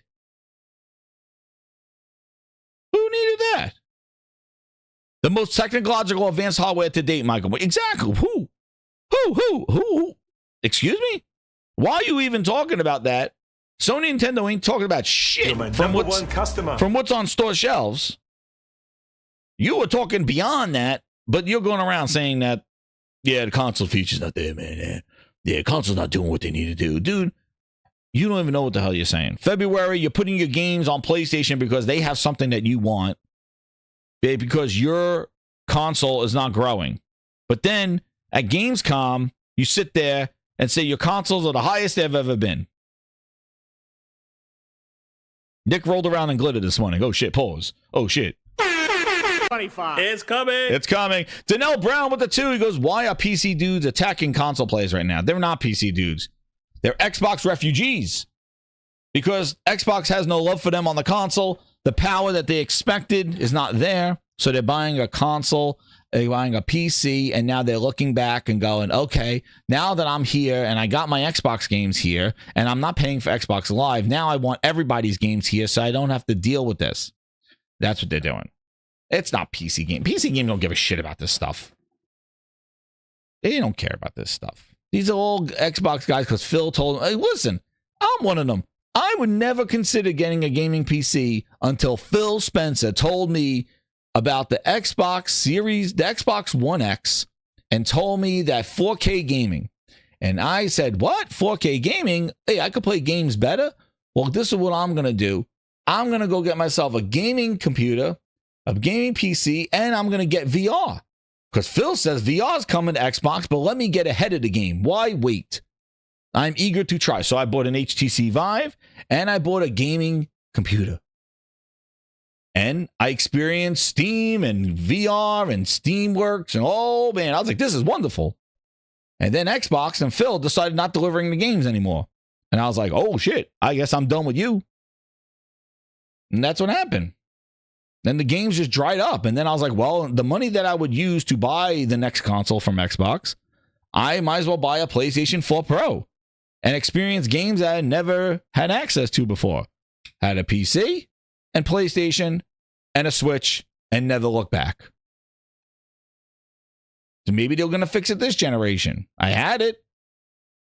And I had goddamn, what was it? The Medium. And I'm like, oh shit, this is not fixed. Exactly, Sam C. He's saying things loud. But meanwhile, when he was at Xbox, he would talk about, he played on PC all the time. He was a PC game. Like, that's why I think it's kind of ironic that he's coming out here throwing, yeah, I did get Phil Ness, dude. That's the origins of Phil Ness. That's the origin of the Phil Ness story. I told you it would be a story time. That's the origins of the Phil Ness story. That was the OG Phil Ness. After that, I look back and I was like, he Phil Nessed me. I got Phil Ness. He told me about PC and all this other stuff, and we're going to support VR, and it's all going to be one ecosystem now, Xbox and PC. I'm like, oh shit, I could just use a PC as like another version of my Xbox. Go, yeah. Uh-huh. Yep, you could call it. I'm not ashamed to admit it. I'm not ashamed to admit it. Philness. I got it. That was the OG. No OG story. Fireside with the Grindhouse. Story time with Phil. But Yabara, when he was over there, he was hyping up PC gaming and all that other stuff, like, and this whole merging of worlds. But I think it's funny now. He's saying consoles will never die. He was never really a huge console thing when he was there. That's how cool it was, you know. But again, And then Tim Dog says, well said. But yeah, this whole living room strategy and this on the go stuff, like, you got to think about it. Microsoft wants to chase what they lost. And what they lost was mobility. They are bitter about shutting down Nokia and dropping Windows phones. Stutter and Satya said it himself. They've lost the mobile market. They have lost any type of presence. And now they're losing the console presence. And that's why buying these publishers gives them relevance and presence, even though it's not in the traditional way. That's the thing. So they could kind of still have that presence, but not with trying to promote a platform of hardware and exclusivity. But they could be everywhere and be that way. That's their presence. The problem is with this new Satya strategy, and of course Microsoft themselves are doing fine, but what they're going to come to realize, and they've already seen this with issues with Apple, is that when you depend on your competition, and you could not call them competition, like, oh, they're not our competitors, they're our partners, and all. Yeah, you could talk about it all you want. But when it comes to you trying to innovate and do shit, they're going to make sure that you don't do shit to overcome them. Apple, big, yeah, you can put your shit on your phone on outside of the store if you want to. That's fine. But you're not coming in our store and selling shit. But we want to. We want to build an ecosystem. We want, oh, okay, we'll just build our own store. Sarah Bond said, we'll just build our own Xbox website store. Well, that was supposed to launch in July. We are now in September. And they said more to come at a later date. Well, I guess that wasn't ready. The Xbox website or the cloud store, whatever they were trying to do, because they were going to do some mobile store. I'm like, what?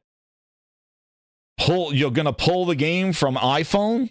You're going to pull Candy Crush from iPhone and sell it in your store? Oh no, we're going to sell like expansions. And so like if you're into Candy Crush and you hit buy more stones or some shit like that, it's going to take you to our website so we get the money. Spotify does it with its audiobooks. You want to buy an audiobook, they'll send you a link so that you click on the link and buy from Spotify so they don't give Apple and Google the cut of DLC. But when you depend on other people who are competition, you're not going to be able to lead. You're just going to be a virus. You're just a hitch along. You're a backseat driver. And they're fine with it, I guess. I don't know. But that's the problem. Sony, exactly, Corey, the Sony won the living room and Microsoft accepted that. So what they're going to do is say, hey, can we come along for the ride? We'll sit in the trunk. That's it. We'll sit in the trunk. We're not even going to sit in the back seat. We'll be in the trunk. We'll actually be like Michael J. Fox in goddamn Back to the Future. We'll just cruise along on a goddamn skateboard. Singing around to goddamn, we're going to be hanging around on the goddamn skateboard in the back. We're not even going to sit in the car. We'll come along for the ride. We'll be like Michael J. Fox. Don't need money. Don't need fame. Don't need no credit card to ride this train. There you go. They're going to be sitting in the back. They'll be hitching a ride. That's what they're doing. Nintendo, can we jump on the car? Yep, sit in the back. Get your skateboard. Phil Spencer on the skateboard. Sit on the handlebars. That's right. Sit on the handlebars. You think you're gonna leave? You're never gonna drive the car. No, you're not driving the car. You ain't driving. You hitch in the back. We'll put you in the hitch. We call the shots. We decide what goes on our storefronts. Now you sit in the back. But we got Activision. You can sit back there. We'll take care of Activision. Thanks a lot. We'll take care of Cold. Thank you so much. Yeah, you have some pennies. Any pennies in the couch cushions, you can go get them. You get the cut. But we're running the plane right now. We're driving the car. You and Con Air. You get back there. And that's their strategy. Their strategy is to hitch along. We're not going to make our own fight. We're not going to make our own stick that has an Ethernet port, that maybe has some sort of, a special Wi-Fi connection to make sure that the control is zero latency and things like that. So you could experience cloud with the Xbox stick. and we can design the stick and the tech in there to make sure it maximizes the cloud streaming, has an Ethernet in there, has abilities to plug in peripherals and USBs and you know, works with VRR and all this other stuff, and we can make a platform that shows how good cloud gaming could be from a dongle. Nope, we're not going to do that. Instead, Amazon's already out there. Just put Xbox on a stick. Amazon sticks. What?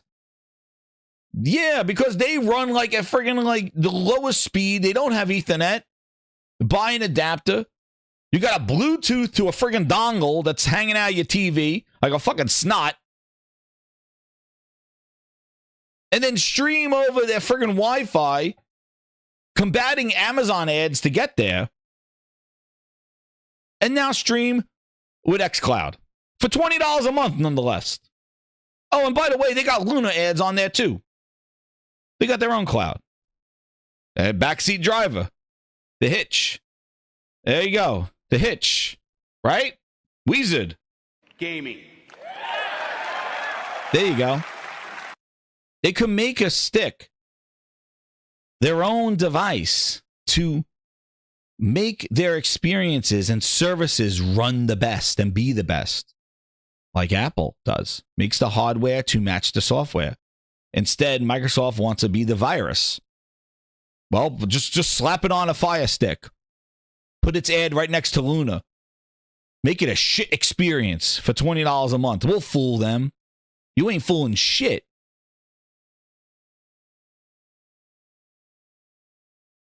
Chum the water. Tell me what kind of fish you catch with chum. Oh no! We suck again! Tell me. So they're piggybacking their strategies on people that are already established. They got out of the Windows Phone. Now they need Apple. They need Google. And they're like, we don't need you. Yeah, you won't put your shit. And that's the problem. It's not like Microsoft's running around with their own Fortnite. They're not. They don't have a game that they could kind of dangle in front of these Google and Apple and Amazon and go, yo, this is the hottest game of the year, bitch. You want it? Great Circle is You want it? December. Great Xbox. This December. That's what they're hoping with Call of Duty. Great Circle is Oh, you want this? Problem is Call of Duty's already there because it was there before Microsoft did it. That's why it's stupid. Microsoft has to make something new. They have to make something different, something new, something the next Call of Duty that's not Call of Duty, their own. Like, imagine if Halo blew up and was like the next Fortnite service game and all that shit. They could be running around with Halo going, oh shit, hey Apple, you want this shit? You want this in your store? Well, you better change some policies, bitch. I'm not putting it in your store. You want some? But Microsoft don't have a carrot. They got a limp dick running around going, we got shit. They got nothing. They got no games that are worth the damn for anybody to even give a shit about them. So they bought relevancy in buying publishers. But the problem is Call of Duty already was everywhere. Microsoft just slapping their name on it doesn't do anything. It just was like, oh yeah, we're there. All right, now our name's on it. Okay, we're getting some ass. We're getting some ass. We're getting some. That's it. We're gonna get a little bit. We'll get a cut. That's it. They just bought a cut. They're never going to be a leader unless they have that game. You want to be relevant in gaming? Make some friggin' games that cause the heads to turn. Because then when you go walking around, people can be like, oh shit, who that? Who's that? I want that game on my platform. Oh, well, you want to. Well, you can't do it. That's why they got to invest in incredible games. They got to make incredible new experiences. Nope. Until they do, they'll still be irrelevant. But they're depending as a virus to this stuff. And they think just by chumming the water, they're going to get quality fish. You don't get quality fish with chum. Then you stay in last place. Or you stay in the back. Michael J. Fox on the skateboard, hitching a ride on competition. And they lost it. So, I don't know how long they're going to ride this train. Oh, damn. Huey Lewis in the news. Don't need money. I don't know how long they're going to ride that train. Weezy, Xbox is back.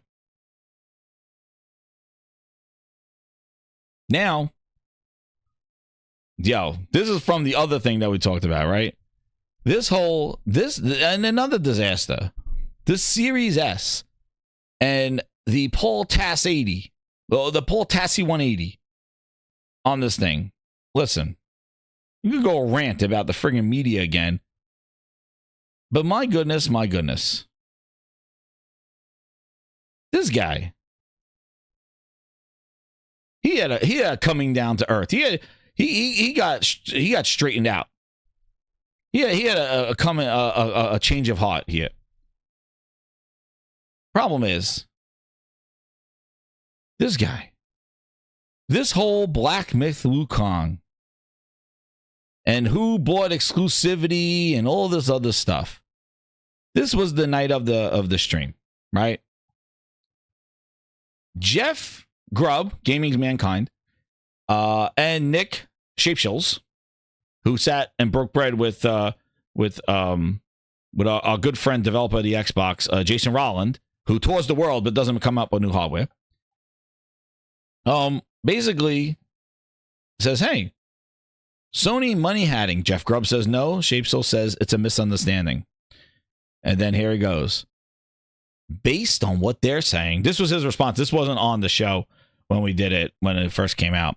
Based on what they're saying, it seems possible. Oh, shit, here we go. A temp exclusive deal was done for pay to get a port done on the PlayStation side without paying for a traditional marketing deal. Clearly, marketing wasn't involved. Clearly. Did I hear clearly? Hold on. Okay. Holy Spirit, activate. Oh, no. Holy Spirit, no. activate. Now he's like clearly marketing. Activate. What? But clearly, you just said Sony paid for exclusivity. That's why it's not on Xbox. And everybody ran with it. But now it says clearly marketing wasn't involved. Specifically told it's not a tech issue for Xbox causing delay. It's not a tech issue. Because they can't make. So let's dive in further. He says, not that anyone's listening, but this isn't walking back, as I've said. Trying to reconcile what I was told. Now, an exclusivity deal without tech delays. With what they heard on Sony's involvement, I haven't said this is a definite money hat traditional marketing. Dude, first of all, I said, who gives a shit? Who cares if it is? Exclusivity. I don't know why that's news. Who are you trying to pussyfoot and save and coddle? Oh, don't worry. Your Series S is fine.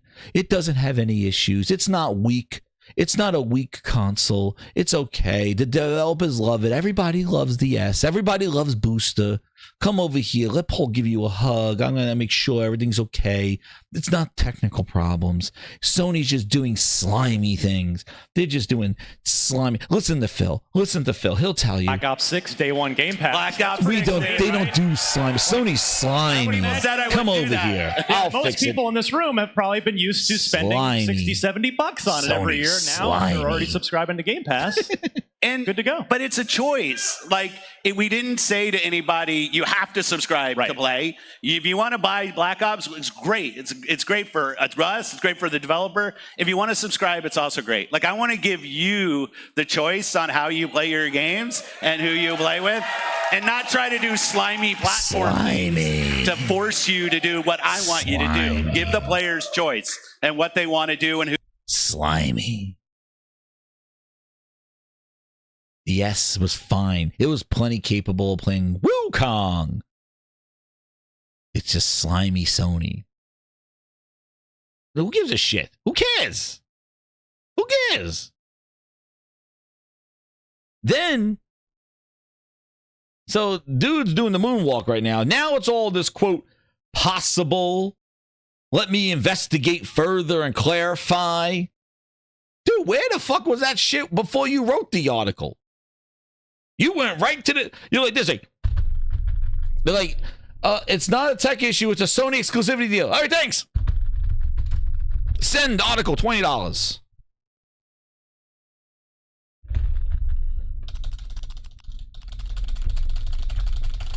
All done. $20.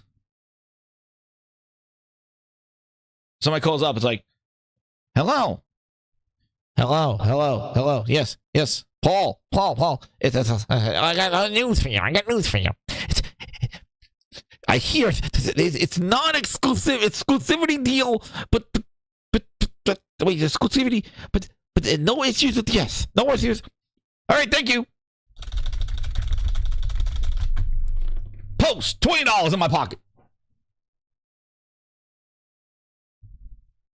Starting everybody all riled up. There you go. That's it. No like clarification.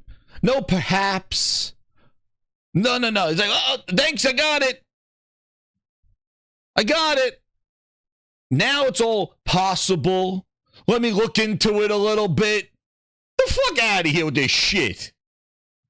The little bit. Let me get some clarifications. The fuck? He went right to typing. He's like, oh shit. All right. You got it? There you go. That journalism 101. There it is. What I'm hearing is, I was told the S is fine. $20. It's not exclusive. Fucking media bullshit. That's what they're doing. They love the S. Really? No ask questions. No questions asked. Goddamn hotline. Goddamn bat phone. They got the goddamn bat phone. These friggin' insiders. They're like this.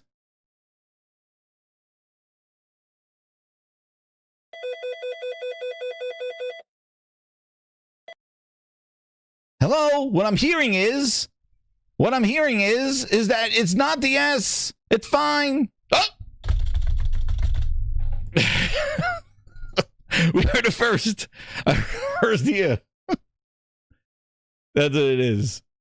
I wish I do my friggin' holy shit. But yeah, it's ridiculous. That's the thing. You know?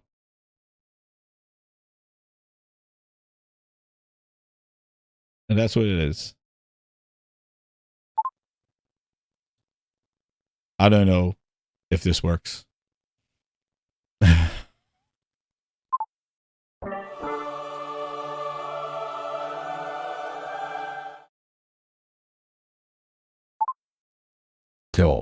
Hell.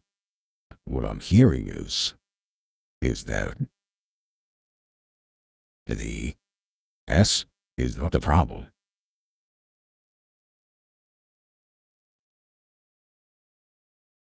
No. Oh, my shit's going crazy right now. Call Phil. Yeah, now Phil's doing interviews right now. He can't answer the question for you. He's like, he didn't even help out the Wukong. Listen, the thing is that it sounds like, and then what's crazy is I don't even know if I had this thing. I don't know if did I take this thing up too? But it sounds like apparently from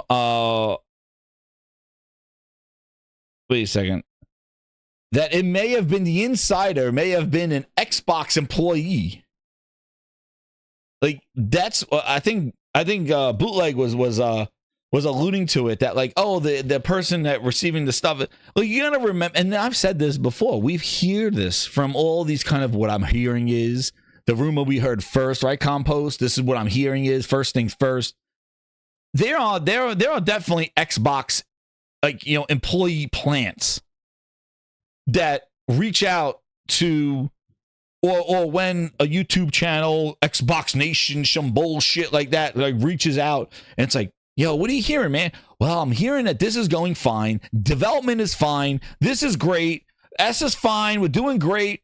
We got a couple of teams working on this stuff, and they just kind of like do this and they let it go out into the world. And that's what they do. They kind of like, they kind of control the fan, the influences and all this other stuff.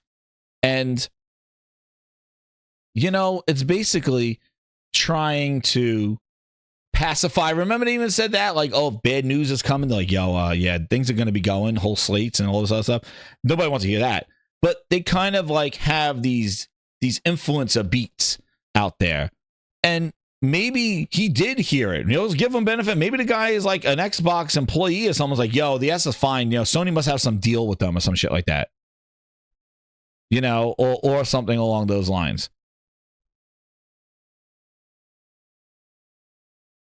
Oh, really? Thank you, J Gamer. Got it. The bootleg's blacking it up too. See, this is what I mean. Oh, they're all doing the moonwalk. Yahoo! They're all going yahoo! It's a Sunday. Yahoo! Shimon, they're all doing the moonwalk. Shimon, yahoo! Virus goes, which aspect? Either the Series S or Sony paid exclusivity rights. Last moment, so the developer went to halt. Either way, gamers don't know, because the latter seems more sneaky or slimy, I would say. That paid exclusive rights. And then Bootleg comes out there and goes, I don't know if they paid for exclusivity, but they certainly exchanged something for exclusivity. Maybe engineering support. But there is some exclusivity situation from what I heard. You know, I know what grind is. And that's what he heard, right? And then he goes, he just did the, yahoo, Shimon. He's just doing the moonwalk right now. Bootleg Jez is doing the moonwalk in the streets. He goes, you mentioned some sort of payment. I don't think they paid either. Oh, man. I can go directly to Blackness. Yahoo! Shimon. Moonwalking all over the goddamn place. The goddamn Michael Jackson concert.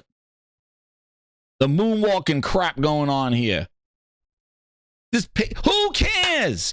Who gives a shit? Who cares? Shimon.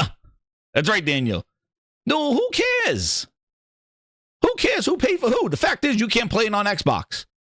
Whether it's memory leaks, it's exclusivity. You want to know what? I'm going to tell you something. I don't even have a friggin' insider. You know what I'm going to tell you what happened? I'm going to tell you exactly what happened, that these clowns can't get it right. You want to know what happened? I'm going to tell you what happened. Hit that friggin' like button. I'm going to tell you exactly what happened. And these idiots can't even interpret it. I'm going to tell you exactly what happened. Paul Tas180 and Bootleg, I'm going to tell you exactly what happened, you bitter bitches. Just played a great game. Oh, but no, we got to justify why it's on Xbox. Well, guess what? You're up Phil's ass. Go ask him. Oh, by the way, he's sitting with Andre and Renee talking about his bullshit life story. And then he's in iJustine's basement talking ass with them.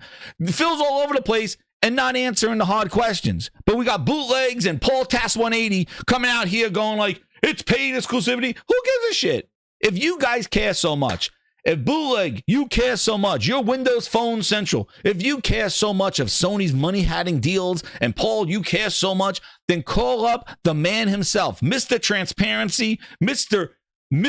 Answers every question straight to your face, tells you the way it is, the guy who's not afraid to do an interview because he loves himself on TV, the man of the man of the man of all the things that we know, Mr. Phil Spencer, who loves himself walking around. Get him on the phone and ask him what the fuck is going on with Xbox. You know? Please, somebody ask this man. Stop figuring out, interpreting. I got it right here for you. Here you go. You want to know what? This is exactly what you do. Phil Spencer, get him on the phone. If you care so much about it, get Phil Spencer on the phone. He loves to fucking talk, and you do this. There it is. There's the interview. Right here. Right here. There it is. You sit down. You say, I got it written up for you right here. Paul Tas180. Here you go. It's written up for you right here. This is what you do. Jez, you want to watch? There you go. Here. Windows Phone Central exclusive. I got the transcript right here for you to sit down and ask Phil Spencer. Fuck, ask Jason Ronald. He's right there. Ask him. I got the whole transcript for you. If you can read the screen, you get the answer that you need. This is the questions that you should be asking. Not this insider telling me all this bullshit. Here it is. You just sit down. You look him straight in the friggin' Phil Spencer nose. Jason Ronald, you say, move the beard out of the way, I got to talk to you. And you look at him and you go, what the fuck is going on at Xbox? Done. What? I'll say it again. What the fuck is going on with Xbox? There you go. Interview complete. Done. All done. Story time with Phil. Story time with Jason Ronald. All done. I've given you the script. You care so much about money hatting deals and memory leaks and care so much what happened to WUKONG. Here's the interview transcript. Fucking there. What the fuck is going on at Xbox? Done. Question of the decade. You'll have content for ages. I'm giving you this content. I'm giving you the transcript. You have it right there. Articles galore. Answers. One question. One question will give you a year of content for your Twitters, for your YouTubes. One question. He wants to talk. What the fuck is going on at Xbox? End of story. My gift to the Xbox community, give them answers. There you go. There it is. Court is adjourned. Grindhouse ending. There you go. I just gave them the keys to the city. Keys to the city. There you go. The question that everybody wants an answer to. There it is. There it is. That's the question. Now, hit that like button because I'm going to tell you what the answer is. I'm going to tell you exactly what happened. And I don't need to be no industry insider to tell you what happened. Because guess what, grinders? It's common friggin' sense. JP Loco with the $2. BLM wasn't on Game Pass, so bots weren't going to play it. Oh, shit. So I'm going to tell you what happened. This is what happened with Black Myth Wukong and the Xbox conspiracy and Sony money hatting. You know what's going to happen? I'm going to tell you right now what happened. Black Myth Wukong developer was making the game. Making the game. You're my #1 customer. Oh, you meant I don't know. Black Myth Wukong, JP Mulligard. He's getting too excited. I'm going to tell you right now. I'm going to tell you right now. Hit that like button. I don't even know what the hell we're at. I don't even know what we're doing on a Grindhouse Sunday. I don't even know what the turnout is. Grinders, what are we doing? What are we doing here? We're doing good? We got the grinders in here. Everybody grinding around? Yeah, we got the grinders in here. You guys answer the call. I'm going to tell you what happened to WUKONG. Ready? They're making the game. And they get a knock on the door. You're going to want to hear this. They get a knock on the door. I don't have all my sound clips for this thing.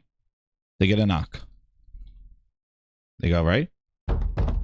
Oh, shit. What's that? Black Myth Wukong. They can't. Hide the game. Hide the game. Hide the game. They're coming in. They open up the door. Oh, it's the Sony team to help us optimize the game for PlayStation. We're here to help you, Black Myth Wukong developer, to make sure that the game runs on our console. We're here for any assistance or anything that you may need to make the game run better. Let us look at some code. Let us fix the game. So we'll show you how to get it working on our console.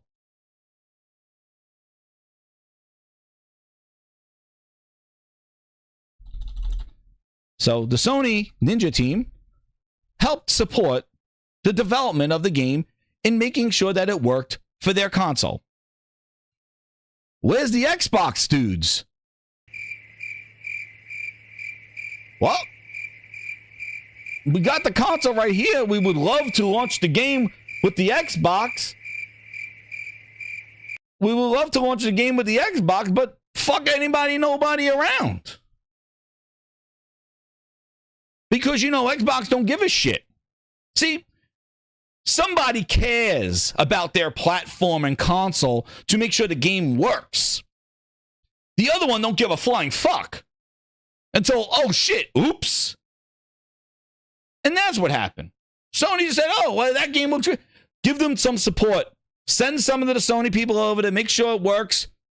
Support the game. Help it out. Xbox ain't sending anybody over. They ain't sending shit over. That's why the game goes out there. They did the same thing with Baldur's Gate. Sony probably said, hey, you know what? Send over some people. Help them out with Baldur's Gate. Make sure the game is ready for when it launches. Let's make sure that it works on our platform. Make sure it's optimized for our customers who paid for the console. Xbox is sitting there, two dum-dums like, the what game? Oh, Phil's touring the world doing interviews. Sarah Bond doing pitches. Booty out in the streets. Jason Ronald eating at fucking restaurants. But none of them are sending people over to help these games come out for the fucking Xbox. That's what's happening. They don't give a shit. So Sony is sending up people to make sure the game runs on the fucking machine. Here's some money. Oh, here's some things. We'll fix it. Make sure it comes out. Here's some support. Make sure it's optimal. It works on the PlayStation. Microsoft don't give a shit. They're sitting back there with Phil touring the world because they don't care about it.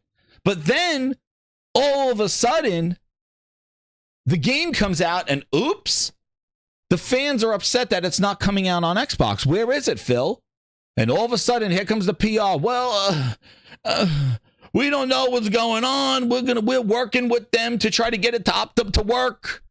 Dude, the fucking game's coming out. What do you mean you're working now to get it to work?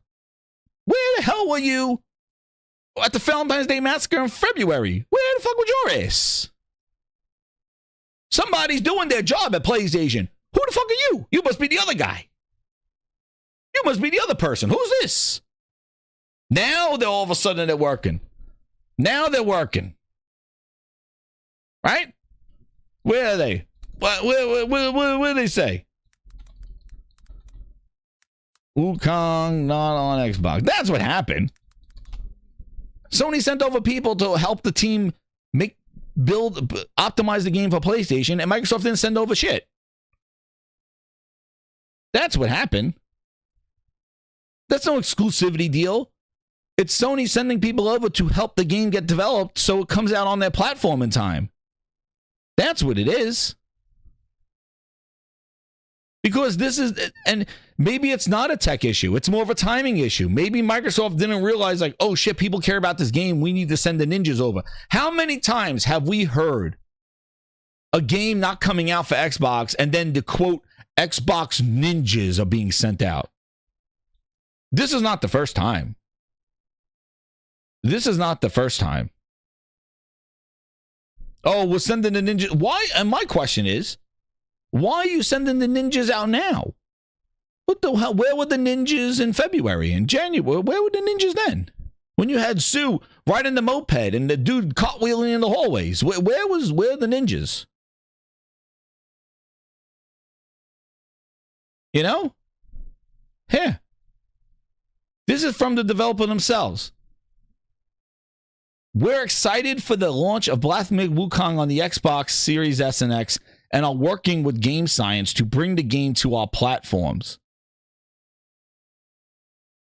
A Microsoft spokesperson said, not Phil, the dude who can't get his tongue out, his fucking foot out of his mouth. He's not talking. A spokesperson said, we can't comment on deals made by our partners with other platforms, but we remain focused on making that Xbox the platform for gamers. And that's the trigger word. Oh, deals made by our partners. What deal? It's on PC and PlayStation. What are you talking about?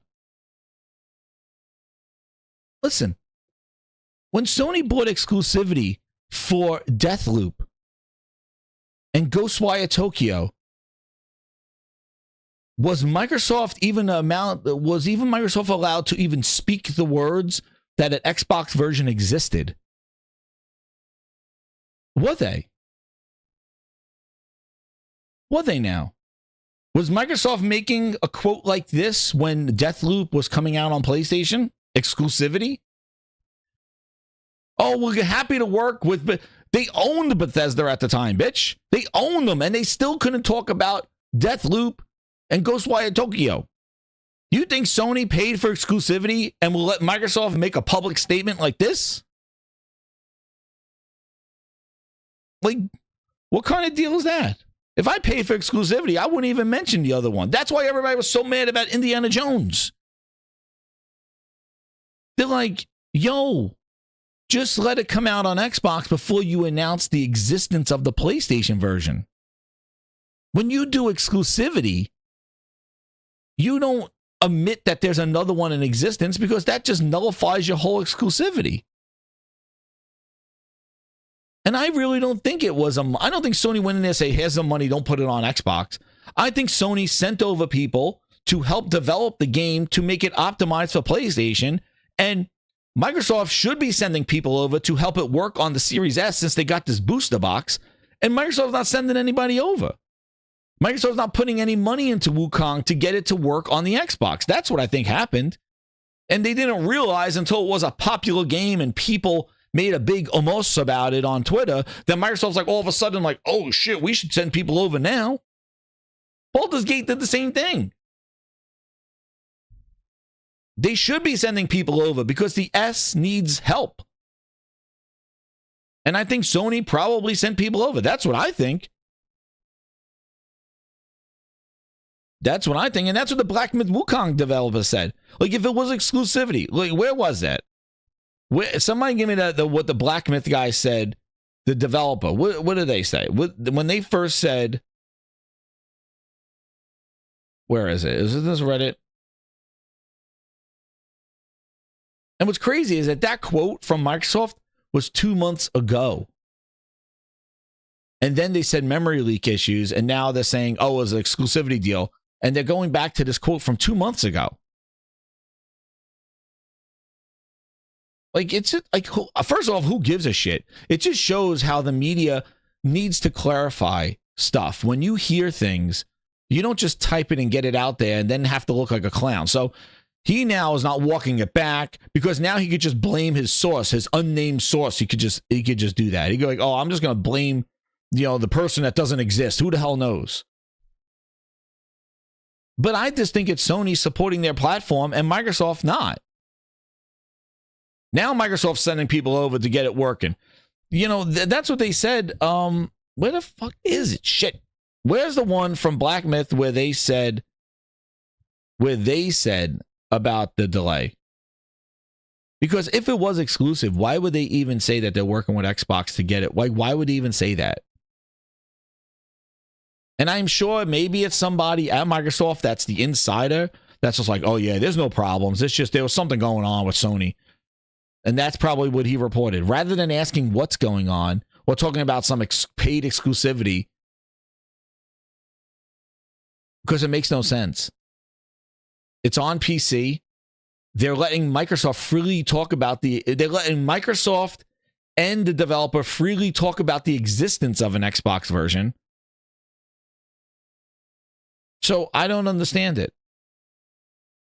What kind of exclusivity deal? Well, it's not really the marketing team.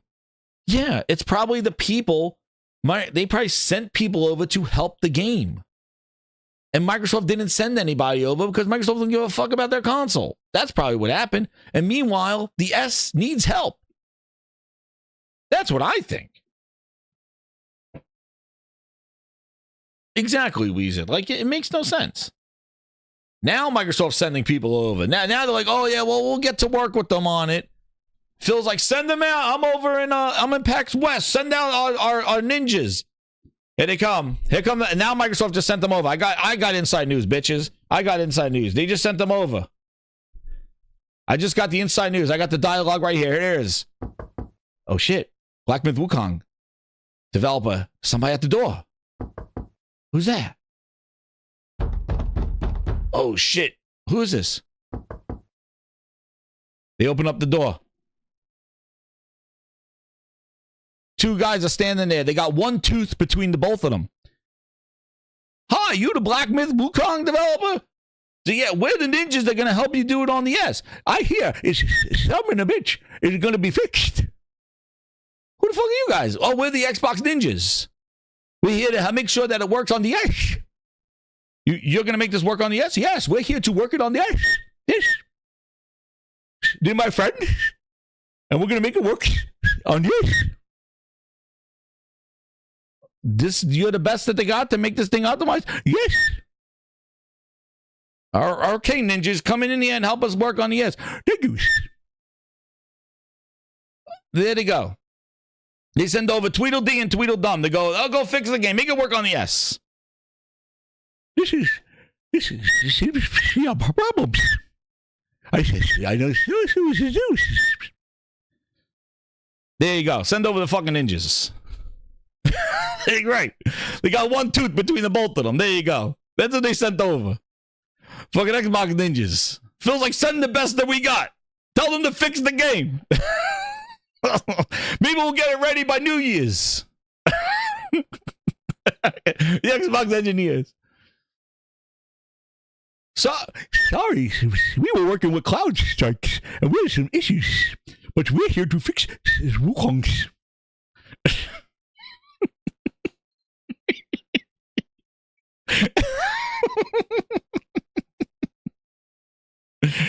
That's what they said. They said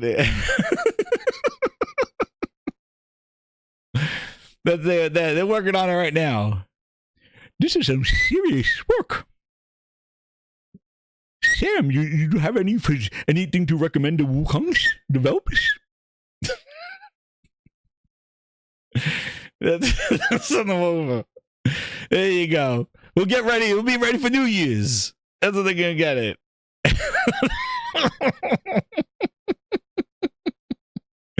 Oh shit! That's what I said. That's what they sent over. They sent the 2 guys, 1 tooth. That's what they sent over. That's their specialist, the Xbox ninjas. They go fix Wukong. 2 guys, 1 tooth. There you go.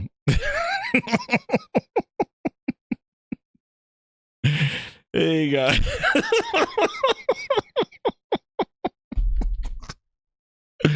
Oh shit, hit that like button, grinders. Hit that like button. I told you, man, dude, don't miss the gaming grinders. Subscribe if you're new. This shit is only here. Nobody does this shit. Nobody is the grinder. Nobody.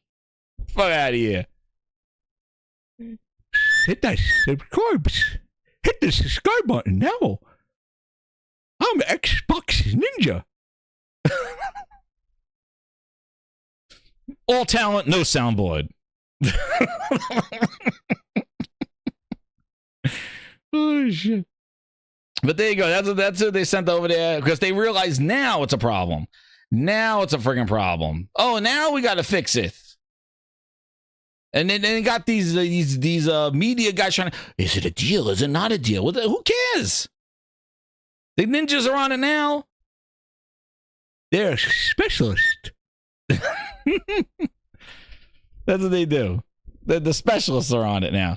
Like, get the hell out of here. Phil's doing story time. Phil's doing story time with Phil Spencer. You think I'm lying? Yo, Twisted Sin with the 2. He goes, Judge, you have so many bits in this one. Yeah, man. And guess what, Twisted? They're all on the fly, man. This is just me. This is just who I am. I think of these crazy ass stories and just these images. Dude, I was playing Call of Duty last night talking about how they were gonna have like the Xbox version of Total Recall. With goddamn booty being friggin' Sarah Bond being like Sharon Stone. And Phil Spencer talking to Satya with the guy with the sweat down his face. He goes, you'll go right back to being the Xbox engineer. You're not going to have anything. He's like, Satya, I'll tell you. Satya, we'll put Call of Duty in Game Pass. It'll be the greatest thing ever. And Satya's looking at him, and Phil Spencer has the fucking bead of sweat coming down his face. Look at that thing. I gotta see it. This is just my humor, man. This is just my humor. I got all this shit going on. Thanks, Twisted Sin, man. Holy shit. But yeah, where the fuck is it? Where is it? Like, yeah. Where is it? The beat of sweat. This is Phil talk. This is Phil right before putting Call of Duty where is it? I got the Total Recall. This is I just had that image in my head. Oh shit. Where is it? Where's the guy? Who are you? You're not you, you're me. Yeah, what's my thing there going? Yeah. Oh shit. This was me last night playing Call of Duty. I was like watching this shit. What the hell's going on my freaking thing? Oh. It's not working. I went on this one. That's what he said. This is Phil. I should post it though. I should post the thing. Where is it?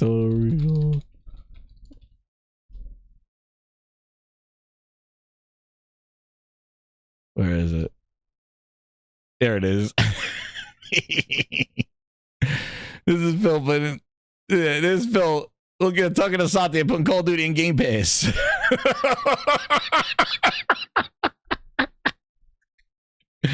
Oh shit! There it is. Send over the Xbox ninjas. I gonna bitch. You sure are gonna do it this time? Phil talking to Satya. Put it in Game Pass. Satya, I'm telling you, Call of Duty and Game Pass will be great. We'll be doing all this money and all this other stuff. And then Satya looking at Phil, and Phil looks like this. This is Satya looking at Phil. I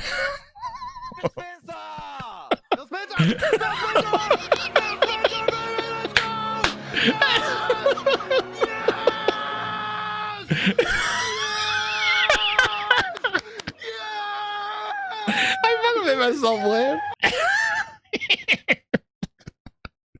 Phil doing story time. Great games are coming. Oh shit, Phil.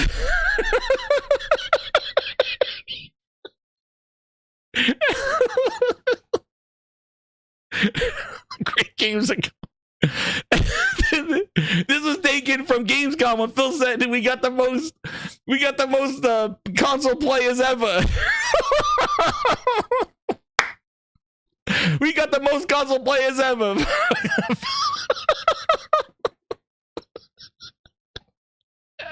Holy shit. Holy shit. My sides hurt. I can think of all the quotes. We got the most console players ever. Our commitment to our Xbox customers is you're going to get the opportunity to buy or subscribe to the game. We're going to support the game on other screens. And you are going to see more of our games on more platforms. And we just see that as a benefit to the franchises that we're building. And we see that from players, and the players love to be able to play. There you go. Every interview lies out his ass. Holy shit.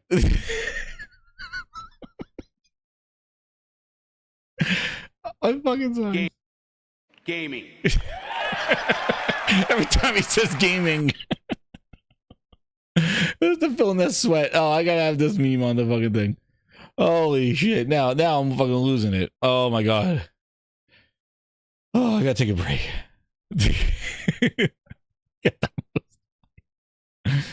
Holy shit. Oh my god. Anyway, guys, hit that like button. We're gonna go into story time with Phil. Why not? Holy shit. Yo. Oh, my freaking sides hurt. Holy damn. That was freaking hilarious. Just seeing that image again. Holy crap. Just seeing that image again was hilarious. All right, now, you know, while the ninjas haven't gone out, Phil was doing busy work, doing interviews. Oh man! First, he was in Andrea. Oh, what's the name? Andre, and that's Andre Renee. And then he was in iJustine's basement about a year and a half ago. He was in iJustine's basement. Now he's doing story time with Phil Spencer. Because why not? Shit is a mess. The Xbox fans don't know what's going on with Xbox. I gave you the interview question. And Phil's like, you know what?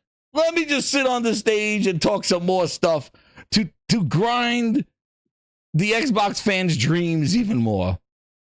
So in the story of Phil Spencer, you hear about how many times this dude he knew. He just fucked up.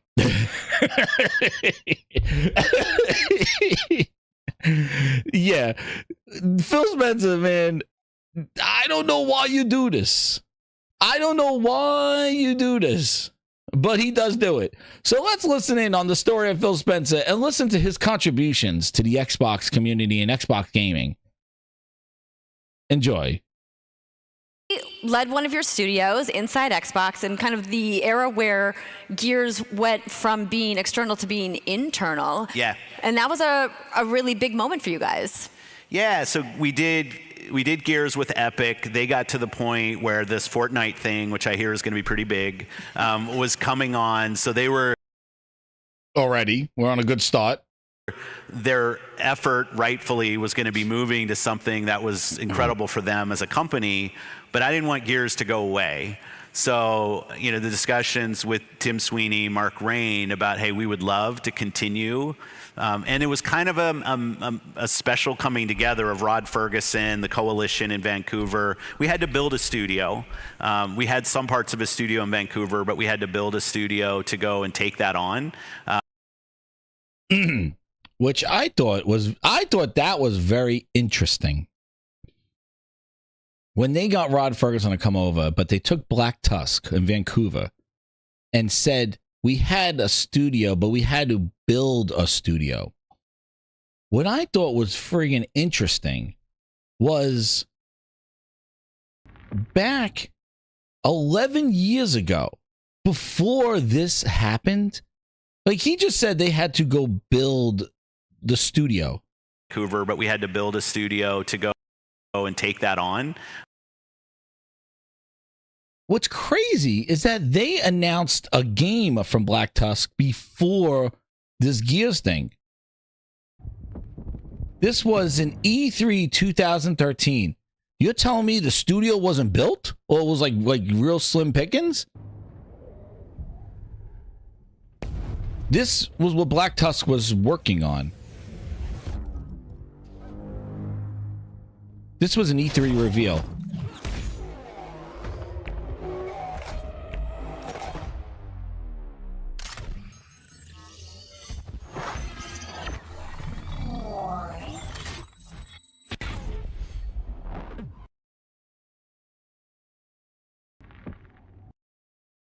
Black Tusk Studio game, Xbox One teaser. Xbox One teaser in 2013. But they had to go build the studio. So they announced the game without having the studio fully capable. So was this even a game? Because they quickly canceled whatever that was and shifted to Gears and never looked back. Which has growing pains, and you learn, like, what does it mean to go build a game that others have built before? It's not the easiest thing to go do, but now I'm so proud of what the coalition can do. And then, funny enough, the world is a small place. Here's Rod working at Blizzard on Diablo, now part of Microsoft again as well.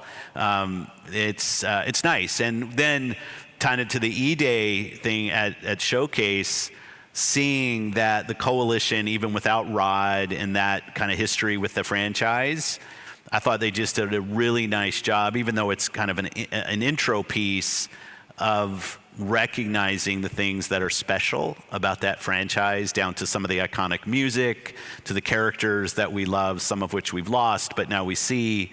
And I was really proud of the coalition and how they put that forward. And I think did a really nice job of respecting the history of the franchise.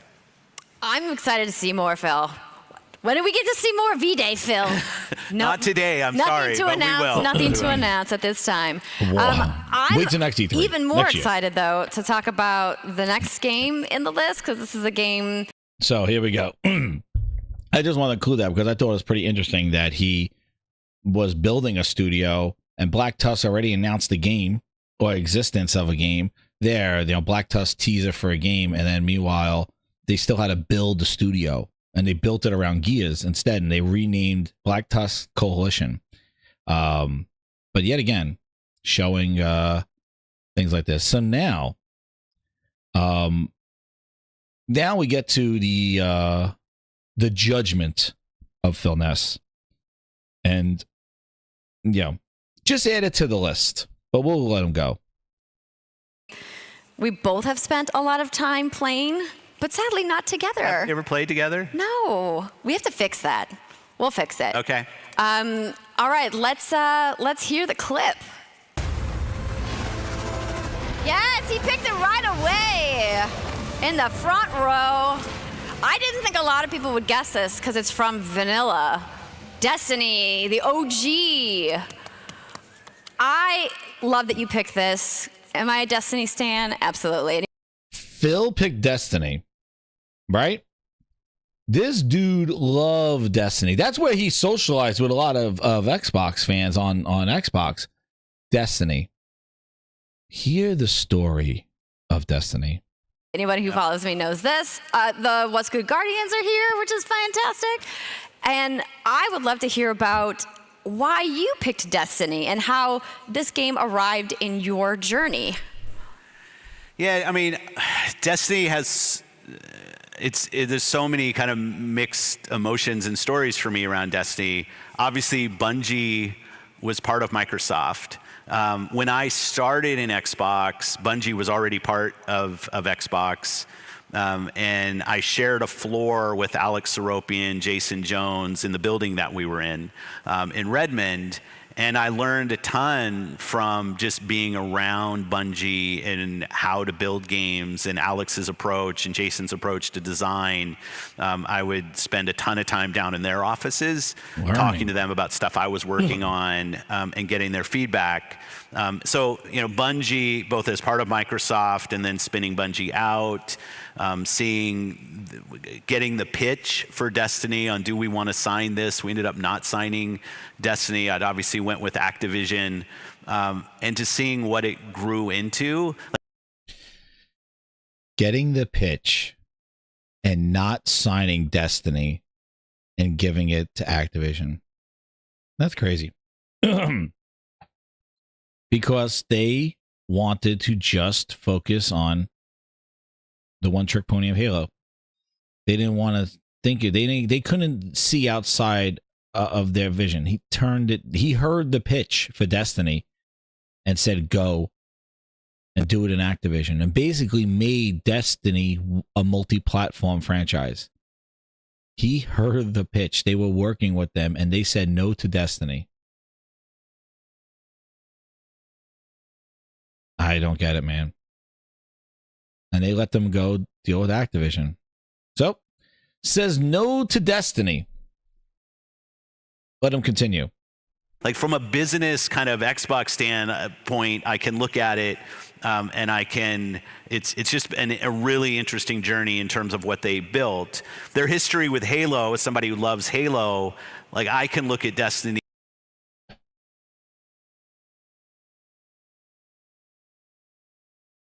Skip. Go for son. Skip.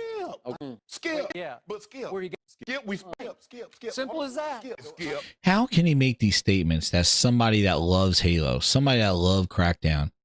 These are your franchises that you have managed to just make irrelevant. If you are a true fan of Halo, how the hell are you not over there now flipping over tables, looking at what Halo has become? And making sure, and you were willing to show Craig, if you are a fan of Halo, how the hell did you let Halo become what it is? How? And what's crazy is that if you loved Halo so much that you said no to Destiny and said, Bungie, go do Destiny with Activision.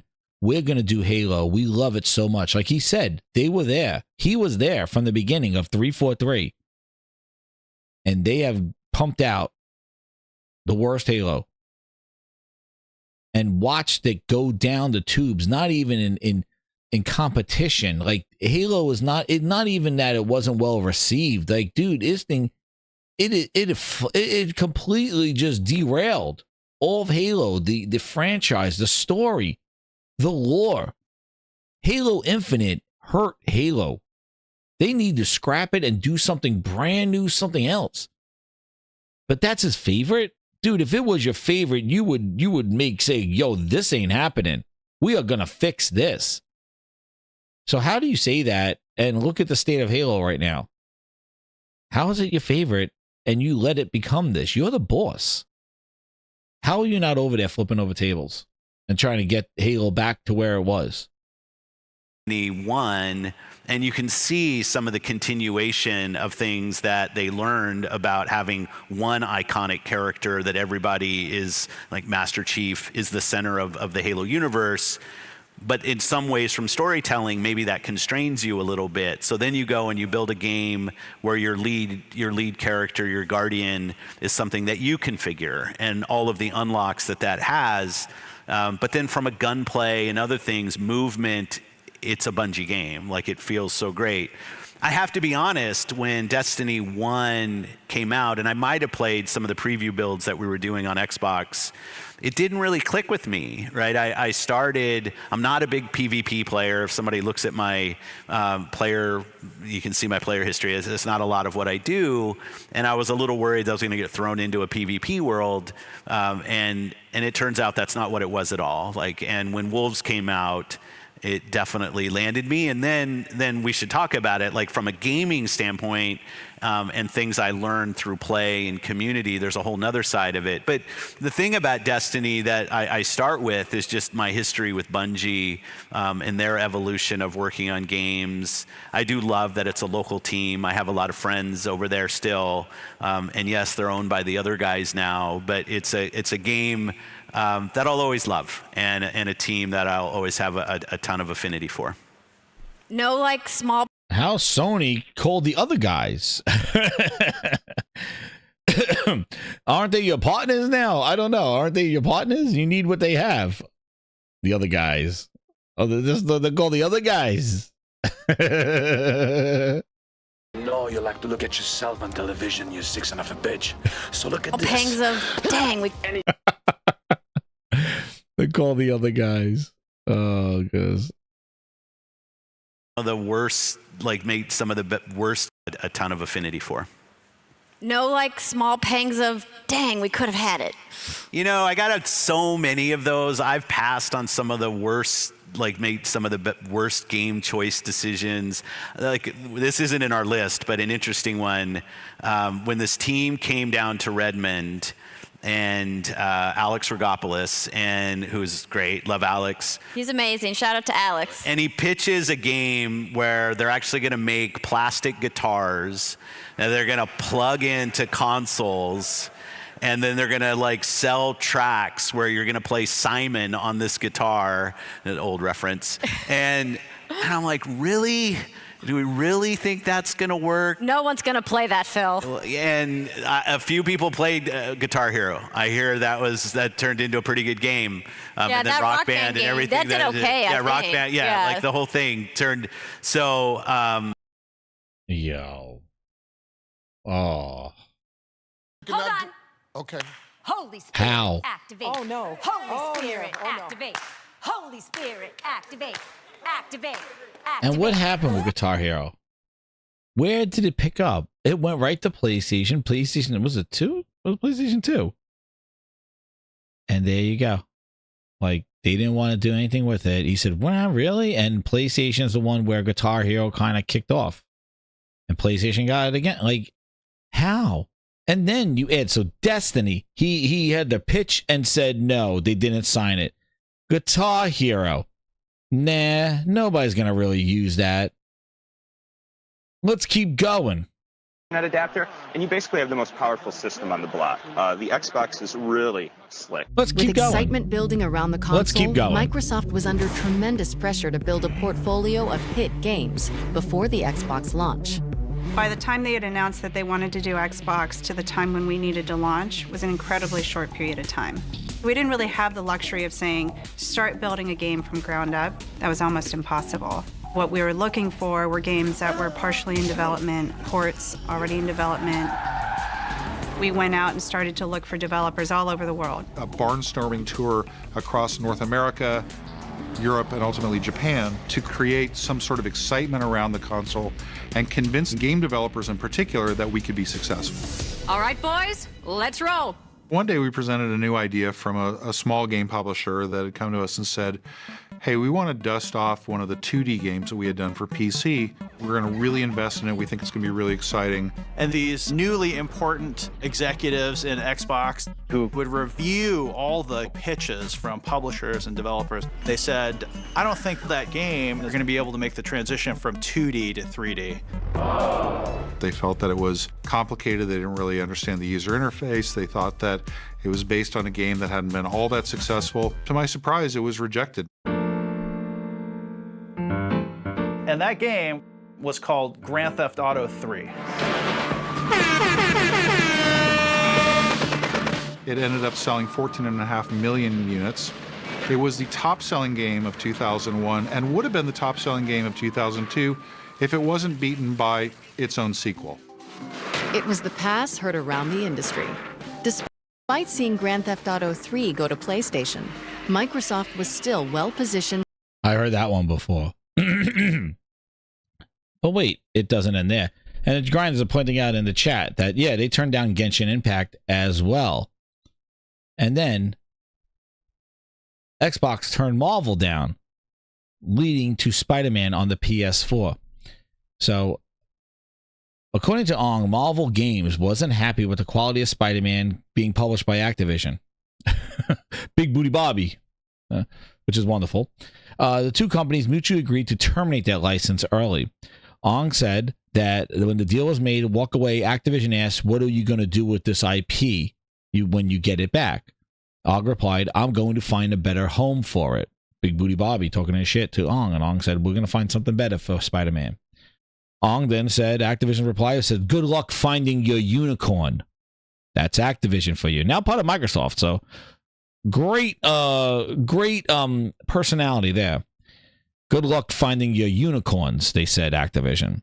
Ong said, Marvel went to both Xbox and PlayStation to see if either of them will be interested in forming an exclusive partnership, asking them, we don't have any big console deals with anyone right now.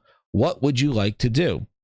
Microsoft's strategy, Ong recalls, was to focus on its own IP, and as such, it decided to pass on the offer. Sony, however, was more receptive. Quote, I sat down with two execs from PlayStation third party, Adam Boyes and John Drake, in August 2014 in a conference room in Burbank. I said, we have a dream that it is possible. Then we could beat Arkham and have our own at least, and maybe multiple games that will drive the adoption of your platform. Sony reported responding to make a AAA PlayStation exclusive Spider-Man game and handing that project to Insomniac, which was independent at the time, but was considered one of Sony's most important players. Hold on. Okay. Holy Spirit, activate. Oh, no. Holy 2014. Spirit, activate.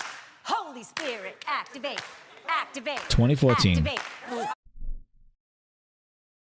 So that is like, it's crazy. But basically, just hearing this, it is like Microsoft handed the success to Sony so early on. Like, they could not see the vision of creating something, of making something successful. They had no vision. And this goes way back to turning down GTA. We don't see it doing that. Turning down an offer about Destiny 1, which Sony used to catapult. It wasn't even an exclusive game, but Sony marketed the hell out of Destiny 1 to make it seem exclusive. They had Bungie on their stage and marketed the hell out of Destiny to make it look like it never existed on Xbox. It was a multi-platform game, and Sony took advantage of Bungie putting their game on their platform. First time ever.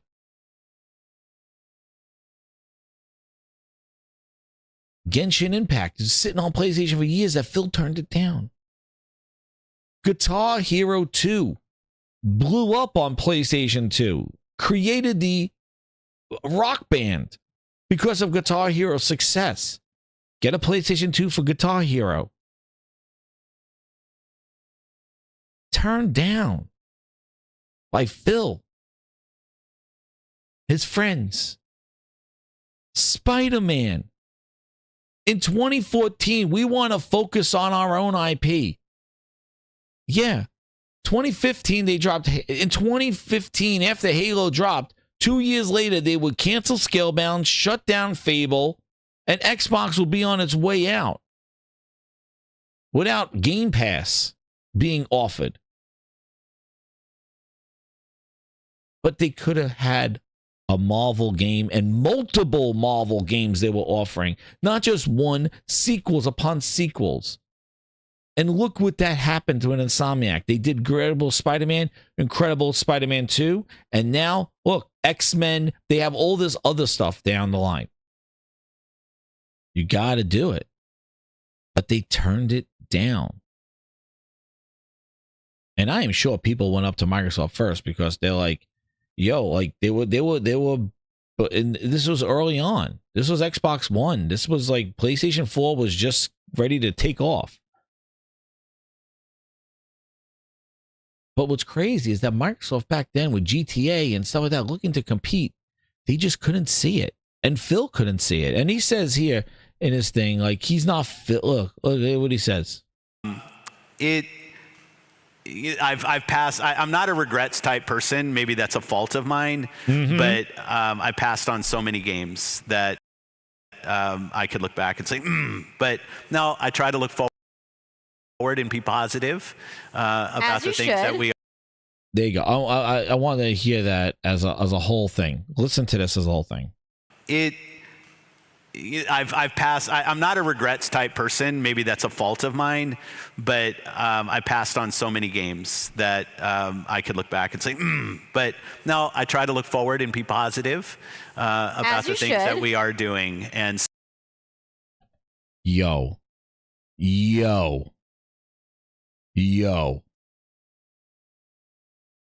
this, he's not a regretful person. That's a fault of his. You want to know what? It is a fault. Because what is the saying? He uses the term all the time. Do you have anybody in the chat knows the saying? No, not pack your bags. But he probably definitely does this. I'll give you some thinking talk.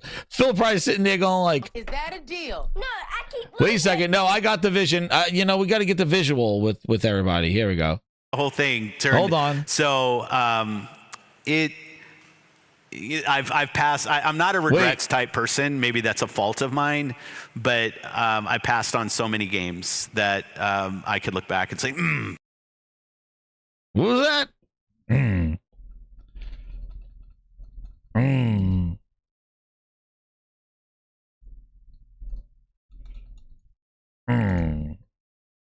There he goes. Now we get the audio.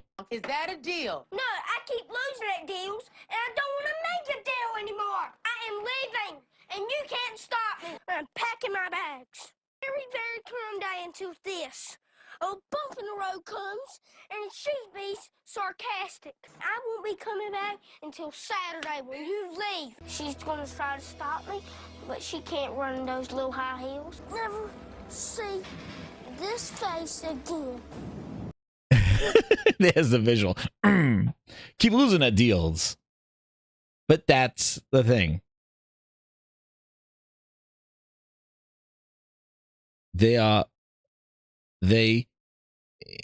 He is not. What is the statement that he's not regretful? Okay, fine. But the thing is that what do? He always talks about learning, right? You learn from your regrets, right? You regret something and you learn from that and you adjust. You don't just keep looking forward at like, what's the next thing I can mess up? Like, you guys should have learned and be regretful for GTA 3 to know when Destiny comes knocking at your door, maybe we don't turn that down. Maybe we don't. When they come walking after you and see what Destiny has become, or when you look at what GTA has become and what Guitar Hero has become, learn from your regret. Like, yo, we did not say that, but wait a second. They're coming around with Spider-Man. We can make something with Marvel and do something with it. No, just keep looking ahead, positive, and who cares? Like, yo, and it be you can even sense. Listen, if this doesn't tell you where Xbox is going and he's not on board with it, listen to how he says to remain positive and look at like he don't sound genuinely excited about the direction of their future. I kind of pull that out of there because if you listen to it, look at how he says about being positive and excited. Like he doesn't sound very enthusiastic about the future. That turned into a pretty good game. Yeah, and that Rock Band and game, everything. that did okay. This thing right here. I've passed. I'm not a regrets type person. Maybe that's a fault of mine, but I passed on so many games that I could look back and say, but no, I try to look forward and be positive about the things that we are doing. And so with Destiny, I just like to. You heard that? I like to be positive about the things that we're doing. Look at look at it. If you sound like you're making good decisions now and you learned from those mistakes and now I'm better for it, you would be a lot more uplifting when you're talking about where you're going. And you just look at him and he just seems like, be positive because it seems like I messed up. Like I messed up, but we're in a better place now. But I passed on so many games that I could look back. After he says be positive. But no, I try to look forward and be positive about the things that we are doing. And so about the things that we are doing. Like, yeah. Don't sound like, and why would you be? Because you knew that you could have had something to make Xbox successful. And the fact that this is not just a one little story and it is big franchises and going back to the existence of Xbox and you never learned, but you continue to learn. You sat down down the hallway from Bungie, your friends. You got all these friends in the industry, but you're still learning. Like, dude, you got to start acting and not learning. Like, stop. He does sound defeated, Mr. Tennis, because he knows that the fun of this, it's not fun anymore because he says it's a business.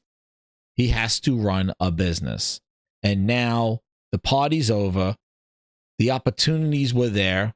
He didn't regretfully learn from his mistakes or learn from the opportunities missed and be better and pivot and adjust. Instead, they just kept looking forward and looking at what else they can mess up and not reflecting and looking back and saying, yo, we didn't identify that. Maybe we should take a chance on this. And there you are. And now they're running a business to save whatever they got left and trying to make as much money as possible after spending it and trying to get their money back. And I just don't understand it. I don't understand it. Just got in. Did you see how he says first party not exclusive for God of War? What? On 360. I don't know what Wana is talking about. Ego craziness. But he does sound defeated. And what they're doing. Because I'm telling you, inside, this guy does not want to put those games on PlayStation. Because if you go back to those emails, him and Matt Booty were arguing to spend Sony out of business. He was fighting to make a Bethesda games exclusive. However, the business did not support that. But they took a chance on him and it didn't deliver. They took a chance of making those games. His emails to Tim Stewart about exclusivity. He doesn't want to do it. Oh, Gears of War? What do you mean? Am I missing some breaking news on a Sunday? Can't be no breaking news on a Grindhouse Sunday. My voice is hurting from all my impersonations. Oh, his hip-hop game of September is here. DICE was very special. This year also found out my bro Herman Hullman was being promoted before it was released to the public. Wow, me and Herman go way back. When do you think the term crisis? When you think of the term, it can run crisis. That's funny. I just said that. Now it's that it can run cyberpunk. Speaking of legend and classic moments, combination of this month plus December will put PlayStation Pro on another level, especially with AI in the future of gaming. Oh, damn. Herman got the belt. Herman got the belt. Oh, shit. Herman got the belt. Oh, wait, 36 minutes in of his interview? Oh, shit. Where did he say that? I missed that. Like, I appreciate the empowerment there. It also kind of freaked me out. But we made the decision to go with Warfare and Epic. Cliffy and Mike and the team there just had such passion for the game. And I have to say, the fact that the game had co-op as part of its core kind of loop was a big part of me wanting this game to be part of our portfolio, because I just love sitting on the couch playing with friends. Like I said, it's kind of magical what the thing is turned into. It's so wild sometimes when you think about the moments in time that have these giant ripple effects. Like, what if you had picked that other game? Like, where would we be right now? What would we be talking about? Oh, that's the start of it? I don't know. I don't know what he's saying. Phil Ness. Herman, the 5-time world champion. Dude, I don't know. But it just shows that the vision, like the actions, I just don't get. Like, I don't get how they turn down those things. And you gotta be for business and all that other stuff. But how many times, dude? How many times? But I'm telling you, like, I don't think he's a fan of putting this stuff on PlayStation. He knows the power of exclusives, but the business is not supporting that. And because of that, they're in the situation that they're in, that they need their competition. Similar to what Windows Phone and mobile apps and all that other stuff is. They need Google, and then they need Google and they need Apple. And now they need PlayStation and they need Nintendo to sustain any type of gaming business. Because all this is coming from a point of we got to make our money back. The price increase of Game Pass, the putting Call of Duty in Game Pass, trying to putting their games on PlayStation to sell, IPs that you know, Sea of Thieves 2, if it ever comes out, like, you basically, you removed the urgencies. And that's what I was saying earlier about, you know, what the PC stuff. I'm like, you know, that exclusivity, if you can make some games that require a platform to do it, whether marketing, technical, all that stuff, but exclusivity sells. It moves your platform. And no matter what their platform is, even if their platform is, you sent me a clip on Discord. Hold on. I'm not in Discord right now. But even if you make great games and stuff like that, like, that will help your platform. That will help Xbox, no matter where it is, whether it's console or or PC. The problem is that they don't do that. And the games are going to matter the most now. Now that they're putting their games everywhere, it's going to matter the most. Well, let me see the Discord. Where is it? Where he said this. The Phil Ness clip. Wait, that's not it. One-on-one, where'd you put it? Where'd you put the clip? I don't know. Yeah, I don't know. You know, the thing about the Gears of E-Day and the fact that he's talking about Gears, I think, you know, if you're going to put a game on other platforms, if that's your plan, then Gears prequel and having, you know, Coalition kind of start anew. Rod Ferguson's not working on it. There's the first Gears without Rod, besides the DLC that came out for Gears 5. You know, that was without Rod, but he made some of it. But if you look at a Gears E-Day, it's a perfect starting point for putting that franchise other places. But they put themselves in this spot, and he doesn't seem too excited about it. You know, he just seems like he's wearing the corporate thing. But the one point I just want to make is about this is that why isn't Sarah Bond the face of Xbox? Like, why does Phil continue to kind of dominate interviews, talking, and Sarah and Matt Booty, the people that are working with the games and the hardware, should be the faces of the gaming brand? Phil's the executive gaming, like Microsoft gaming. He shouldn't be coming down and doing all this stuff. Like, they should be building Sarah and Booty as like, he's the first party guy, and here's Sarah, the Xbox hardware person. You know, the hardware girl. Like, here's the hardware guy, here's the hardware girl. Like, here they are. And having them talk about Xbox. You rarely see them just talk about Xbox, like them and Sarah to kind of do that. Like, it's always him. Even at Gamescom, like, Sarah was off to the side. And Phil's like, yeah, like, talking about, like, all these things. Xbox is the highest this. And it's never Sarah Bond talking about the Xbox and console and how it's working and all that stuff. It's never Matt Booty, like, talking about, hey, I just toured all the games. Let me tell you how the games are coming. I just previewed this. This is pretty good. I got a hands-on state of K3. None of them. And they rarely let them just talk on their own. Matt Booty on the couch last year. Phil had to be next to him. It couldn't be just Matt Booty and Jeff Grubb, Mankind's Gaming, talking. Nope. Gamescom, Sarah Bond had to be sitting next to Phil. Sarah couldn't interview with the Xbox On people by herself, talking about Xbox. But they sent Sarah Bond to go talk to friggin' Engadget or whatever the hell they had to talk to at that symposium where she got grilled. But if you're trying to build a brand and build an Xbox in the future, like, why aren't you like, they should be the ones. I don't know why he's always out there. I just don't understand that. Like, how do you not let Sarah get her time to talk about Xbox and the vision? Why don't you get Matt Booty out there talking about the software and what their first party? He's in charge of it all. Matt Booty, Booty Cheeks, is in charge of Activision, ZeniMax, and Xbox Studios. Dude should be talking. He's the ultimate great ass. He's the great ass.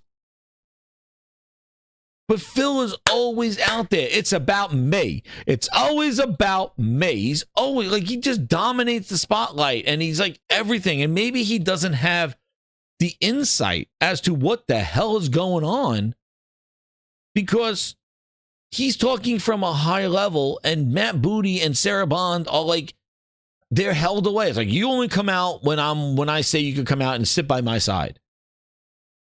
And I think it's detrimental to the brand. Like, they need to be getting messaging out and hearing from different people, especially if they believe there's a future in this thing. Phil will never allow it, he said. He's a me guy. Hey, dude, I don't know. I have no clue, but this is something I'm like, Phil, story time with Phil. He was at Gamescom. I'm like, dude, don't get it, man. Don't get it. Yeah. Yep. No, Vicky talking out her ass again. But no, Vicky, I have to say, let me tell you something. I'm going to highlight something here. We blocked her before, but she seemed now she's coming in here, he or whatever. She's coming in and saying something. 360 gave birth to better ergonomic controller, better multiplayer, better trophy, better live service. Listen, that's about it for Xbox. Like, Xbox, the brand itself now, it's nostalgia. It's what it used to be. What the perception, what it was. It did bring online gaming. It did do those good things. But what's crazy is they never could capitalize on it and continue that stuff. And now the Xbox brand is just, it's a has-been. It's like, oh yeah, I remember back in the day. And because this guy has made it irrelevant, skipping on all those things, making these decisions, not embracing the brand, only at FanFest and Showcase. But when it comes to delivery of content and games to celebrate, there's nothing to celebrate. You got to celebrate success of a game on another platform that they ported it over years if they're trying to fix it on their own. Craziness. But it's a nostalgia. And if you hey, you like the nostalgia and what it was and it means something to you, go ahead. That's fine. But you can't say that they're doing the same thing now. And they never will be able to lead because they need everybody else because they are last. And they need their competition in order to be relevant. because they can't be relevant by themselves. And that's what they've turned into. It's a business, and the business needs to be outsourced. That's what they're doing. They're outsourcing the business. You say it's at 35. What do you say? It's at 35. What is it? Where does he say it? I'll just do his last name. Where does it say 35 what? Wait, I can't even see where the hell it was. Did I lose it? 30. No, wait. You said 35, 35.40. What did Phil say? That we needed to have successful on the platform. And obviously the Unreal Engine still such just a strength in the industry. So we said if we go do a first party game with Epic, obviously they're going to focus on the Unreal Engine on Xbox, and there's goodness for the industry and our platform if that happens. So let's go do Unreal Championship. And then the real goal was to sign Warfare. The thing is, when we got to the point of signing Gears, I remember going into Ed's office, and I won't name the other game because it's not fair, but there were 2 games that we could sign. I couldn't afford in the budget that I had to sign both of them. And they were both kind of big swings, as I said, from a budget standpoint at the time, seemed like huge investments and a lot of risk. And Ed just turned in and said I should make the call, which kudos to Ed. Like I appreciate the empowerment there. It also kind of freaked me out. But we made the decision to go with Warfare and Epic. Cliffy and Mike and the team there just had such passion for the game. And I have to say, the fact that the game had co-op as part of its core kind of loop was a big part of me wanting this game to be part of our portfolio, because I just love sitting on the couch playing with friends. And like I said, it's kind of magical what the thing is turned into. It's so... Huh? Is that a deal? No, I keep losing at deals, and I don't want to make a deal anymore. I am leaving, and you can't stop me. I'm packing my bags. Wait a sec. You're telling me he had to choose between... Wait, I'm confused. What does he choose? Warfare? What he had to choose between 2 games? He won't say what the game was. Was this when he said like they didn't want to take Gears or something like that? Now I'm confused where that interview was. One-on-one, explain it to me. What does he... Phil had to make a choice, and he chose wrong. I don't know. What is he choosing? And she be sarcastic. I won't be coming back until Saturday when you leave. She's gonna try to stop me, but she can't run in those little high heels. Never see this face again. You chosen wrong. I don't know. Phil be choosing. We know that he skipped on those games, and dude needs better judgment, and he needs to learn from his mistakes. He needs to learn from his mistakes. That's the thing. And hold some regrets, because you learn from that not to make the same mistake again. But he keeps losing at deals. And then we still have the Avowed sticking around at juicy 30 frames. And with that, we're going to have a little excerpt song. But guys, hit that like button, share it out. This is the end of the Gaming Grindhouse show. And Phil Spencer has some new music coming your way. Phil, again, hit them with the horns as they hit the like button and share it out. Subscribe. We're on our way to 3,000 subscribers. And here we go. Phil Spencer, get ready. He's ready. He's talking about 30 frames. Juicy, juicy, juicy, juicy, dirty frames. Juicy, dirty, juicy, dirty, juicy. On that bitch Xbox. Juicy. 25. It's coming. Great circle. Cheers. December.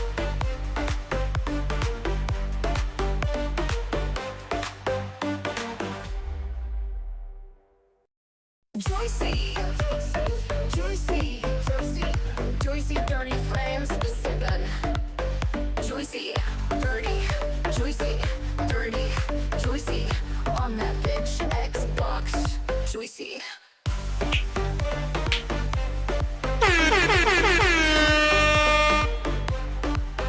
Juicy.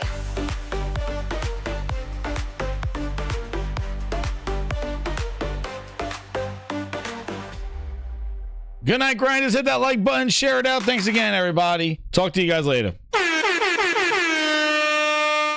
juicy.